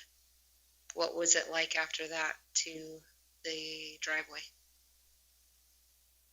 Yeah, it's not good. It's been being held together by light patching for quite some time, so some of the patches might be holding better than others, but it's a constant battle trying to figure out where you're going to dump the next load of patching, basically. So it's not good. Basically, I think it was about 1,300 meters up was the worst of it. So if we're talking about basically the whole south mile, you're dealing with 1,600 meters, but at the very least 1,300 to get up over that one hill and through all the worst of it. So.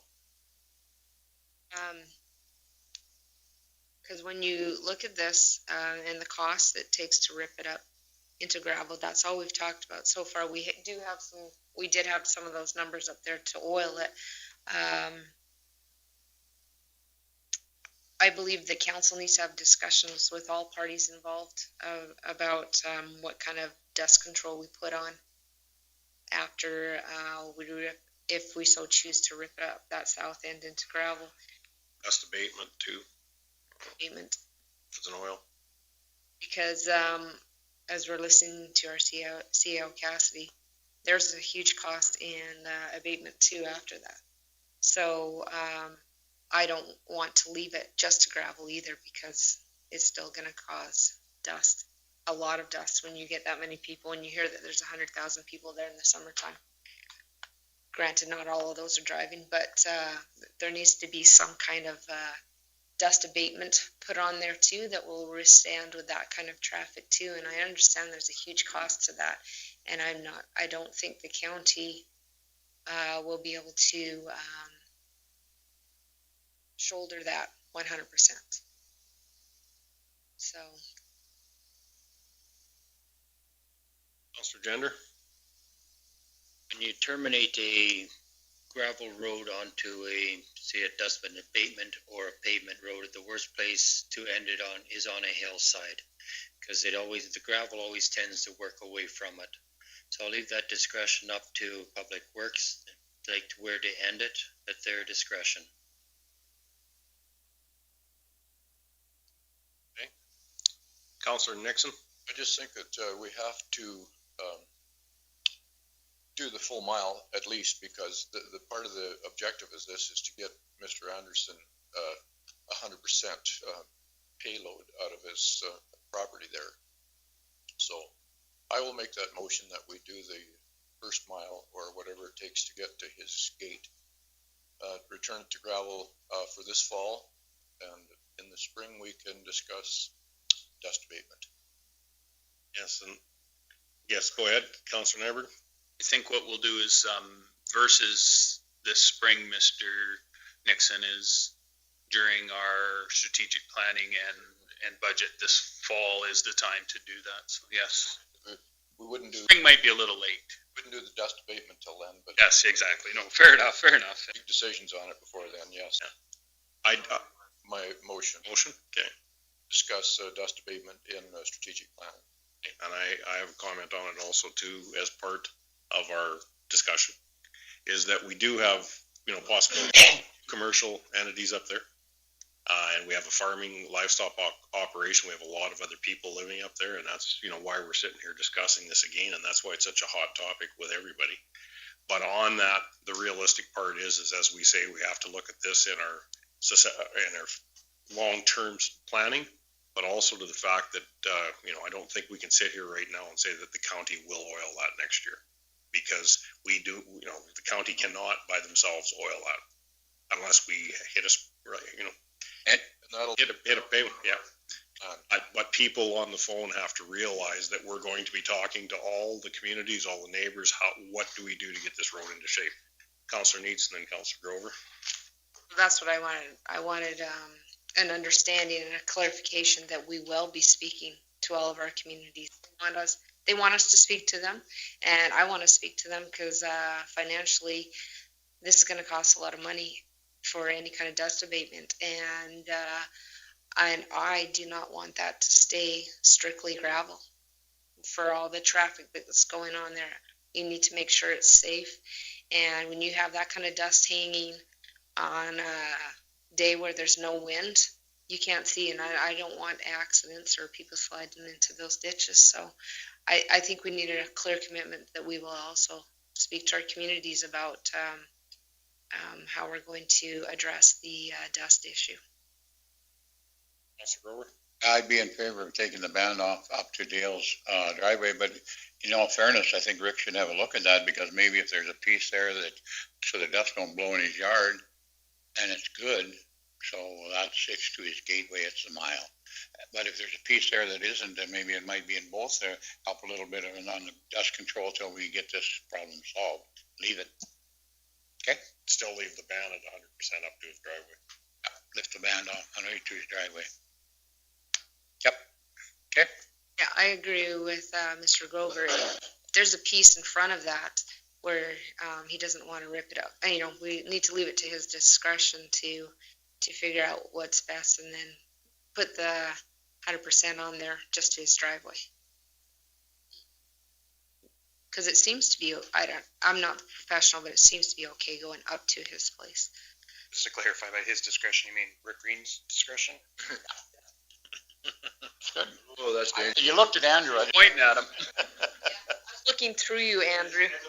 Landowner, I meant, rather, because the pronouns were kind of. One other last comment I have is the fact that we have had many people talk about dust abatement. We got haul roads where we're telling the people that they have to put the dust control in front of their place. So this is going to be a very serious conversation with all parties involved on how we try to get dust. I think we've already did some by lowering the speed limit on this road. And I think it seems to improve things. Councilor Neitz? I've driven this road quite a bit since we put that lower speed on there. Been passed many times. You reported to our CPO? No. Them to do something. Where's your badge at? It's hard to see the license number as they're going around you. We're past it. They need to know that that's happening out there. Okay, we do have a motion on the table. And any other discussion before we vote? All in favor? Carried. Okay, to our people on the phone, I guess that one has been carried. Okay, move on. Does does the people on our phone understand what the motion read? Because I know we had a lot of conversations going back and forth. So, Mr. Chairman, through to Mrs. Neitz, you may want to put a motion forward that we add 21-2 to our strategic planning coming into the future. So the administration has a clear understanding that that's a discussion that we want to have. Everybody on the phone will know that it will be discussed at our meeting, and strategic planning and budget talks. I'll make that motion, and I want to add also that we will have consultation with our communities.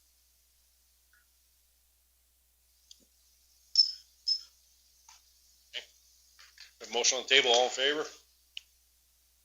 Carried. Okay, where are we at here now? We've got all the hidden costs there. Done, Mr. Chairman? We're getting fairly, we bounced around quite a bit, so. Ready to fight too. Got through our delegations, council's request. Business. So your unfinished Business. both your bylaws are done. Well, Mr. Chairman, if I could, is that now at 100% that road? So I'm just, there was an issue with the farm advocate issue if we need to deal with that. So it's 100% Mr. Anderson can haul on it now even though, or what? Gateway. Gateway, is that what I understand that to be? From the south. Yeah, so.